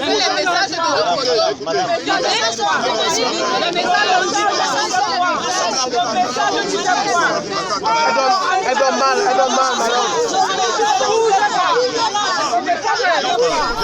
été jugée maladroite par ces femmes-là qui se sont dit aussi touchées par rapport à tout ce qui s'est passé à Kumba et qui ont décidé de manifester. Sauf que puisqu'elles avaient des messages qui étaient différents de ceux que les artistes avaient, puisque sur leur message, il y avait plutôt fraternité, unité, les messages de ce genre, les femmes plutôt avaient no more Kumba, no more killing, c'est tout, qui était différent de ce que les artistes avaient décidé de faire. Ils ont décidé de stopper l'action. On va justement dire que le week-end a été émaillé par plusieurs marches un peu de partout et cette marche des artistes également. Vous devez vous préciser que ces artistes, pour ceux qui ont pris part à la marche, étaient tous vêtus en tenue de classe. Et on a bien vu cette altercation, mais surtout les femmes, peut-être n'ont pas été bien compris.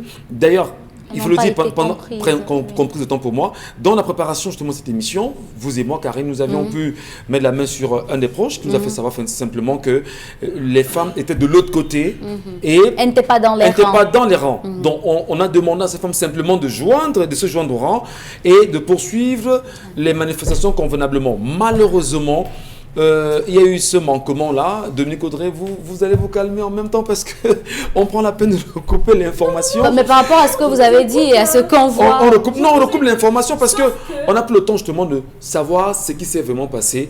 Et beaucoup estiment que ces femmes, pour beaucoup, il semblerait même qu'elles soient rentrées là pour une manipulation. Voilà. Ces femmes sont les mêmes avec lesquelles nous sommes allés à Kumba. Ce sont les mêmes, c'est le démembrement de Yaoundé. Et c'est une organisation qui est spontanée. Et le mot d'ordre là-bas, c'est partout où on pleure les enfants morts de Kumba, nous y allons. C'est tout. Très bien. Donc, on va dire... Et ces femmes, vraiment... Il n'y avait pas de manipulation. Aucune manipulation. Est-ce que c'est no more killings? C'est grave, c'est quoi? Quel est le problème de le dire? Ces femmes simplement sont des femmes qui, si on leur dit aujourd'hui qu'au bas de l'immeuble d'Equinox, on a organisé des bougies, on va allumer des bougies pour les enfants, elles vont spontanément venir. Merci et après, beaucoup. elles prendront leur route. C'est comme ça qu'elles ont commencé ici au rond-point d'Edo en début de semaine dernière, lorsque le policier a voulu, elle leur a dit que non, vous n'allez pas nous empêcher de pleurer. On est plutôt dans une crainte, Charlamagne. On a peur de quoi? On est plutôt dans une crainte, Charlamagne Battu, où on a le sentiment que même quand l'action est bien pensée comme c'est le cas avec ces femmes, on se méfie, c'est ça? Alors, M. Michel Ngachou, j'ai déjà été surpris que l'action s'est passée dans une école. Non. Excusez-moi, que l'action se passe et qu'on retrouve les tenues secondaires. J'apprécie déjà même que ce soit des tenues secondaires qu'on ait pu trouver, même si ça a donné lieu à une fanfaronnade sur Facebook, où vous voyez qui était mieux habillé en tenue scolaire que qui. Ça a donné lieu même à un challenge où on voyait des gens qui étaient plus bien habillés que qui. Cela a démontré pour moi, M. Michel Ngachou, qu'on était loin des larmes. J'ai horreur de la poudre de perlimpinpin. J'ai horreur de cette poudre, parce que c'est ça la poudre qu'on allait faire en mettant sur Facebook qui est mieux habillé. Vous voyez Lady Ponce qui a une telle tenue, vous voyez tel autre qui prend. M. Michel Ngachou, excusez-moi, ne jouez pas avec l'émotion des Camerounais. C'est qu'on ne jouez pas avec l'émotion des Camerounais. On a la fin de l'émission. Premier point, on se rend compte donc que Yaoundé pouvait permettre le rassemblement. Or, la manifestation dans un rassemblement, les artistes se sont retrouvés à chanter. Ils n'ont même pas pu mobiliser leurs fans. Lady Ponce a combien en termes de fans? Ils ont combien? Ce lycée devait être bondé de monde, M. Michel Ngachou, pour lamenter. Vous avez des mamans qui viennent pleurer. Vous repoussez ces mamans, pourquoi? Vous avez des mamans qui ont envie de couler les larmes. Associez-les en disant, maman, c'est bien vrai, vous êtes arrivé. Peut-être le message, si tel qu'on a convenu avec Yaoundé, le message, s'il ne correspond pas, venez, on peut vous donner pour nous unité et tout, associez-vous et pleurons nos larmes. Je suis désolé, Charlamel, je ne vous laisse peut-être pas poursuivre parce qu'il faut quand même honorer le partenaire Von Dieu qui est avec nous ce matin, je vous en prie. Étant donné que nous sommes tenus par le temps et il est là, Constilamine pour nous parler de Von Bio. Consti. Alors une fois de plus, c'est bien entendu pour parler de ces compléments alimentaires qui entrent encore en ligne pour ce mois de novembre 2020, étant donné que la grande promotion se poursuit jusqu'au 15 novembre 2020 à l'occasion de la journée mondiale du diabète. Oui, ce complément alimentaire, le Van Bio Oméga 3, permet de réduire les complications du diabète, de nous prévenir contre les AVC. Le Van Bio Oméga 3 permet également d'assouplir nos articulations. Il est important de consommer de temps en temps les oméga 3, et les oméga 3 qui se retrouvent dans le Van Bio sont les oméga 3 de très très bonne qualité qui nous viennent tout droit des laboratoires Celorex aux États-Unis d'Amérique. Vous avez donc en ce moment une boîte de 30 gélules de Van Bio Oméga 3 au prix de 5 500 francs au lieu de 6 000. Et je rappelle que ce prix est valable jusqu'au 15 novembre 2020. C'est à l'occasion de la célébration de la journée mondiale du diabète. Et votre Van Bio Oméga 3, comme les autres Van Bio tels que le Van Bio Detox, le Van Bio Gastro, le Van Bio Libido, le Van Bio Sleep, le Van Bio Lotion, sont en vente du côté du magasin 1001 Tapis. C'est à Douala au Cameroun, en face du palais d'Ika. Nous allons également nous appesantir sur ce lait de toilette pour diabétiques. C'est un lait de toilette qui est réservé uniquement aux diabétiques. Ce lait de toilette permet d'embellir, de nourrir et de protéger la peau des diabétiques. Donc j'attire l'attention de tous nos amis diabétiques qui nous écoutent ce matin. Il est important de venir au magasin 1001 Tapis et d'acheter en ce moment votre lait de toilette pour diabétiques à 5 500 francs au lieu de 6 000. Donc profitez de cette promotion, profitez de cette réduction pour avoir une boîte de Van Bio Oméga 3 à 5 500 et votre lait de toilette à 5 500 francs. Nous livrons dans tout le Cameroun. Merci beaucoup. Et c'est intéressant. Je voudrais déjà vous remercier, vous aussi, Consti. Remercier Charles Membattu aussi présent. Bonbon Bengan, merci également. Dominique Audrey, très souriant. Je ne sais pas tout ce qui l'amuse en même temps.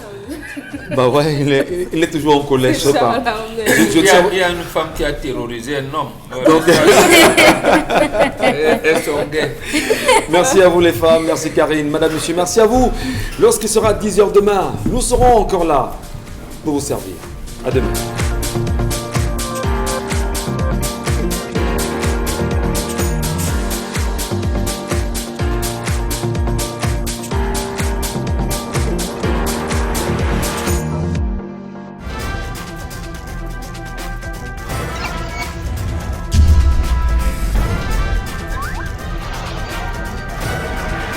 Equinox Télévision, au-delà de l'image, nous rendons compte.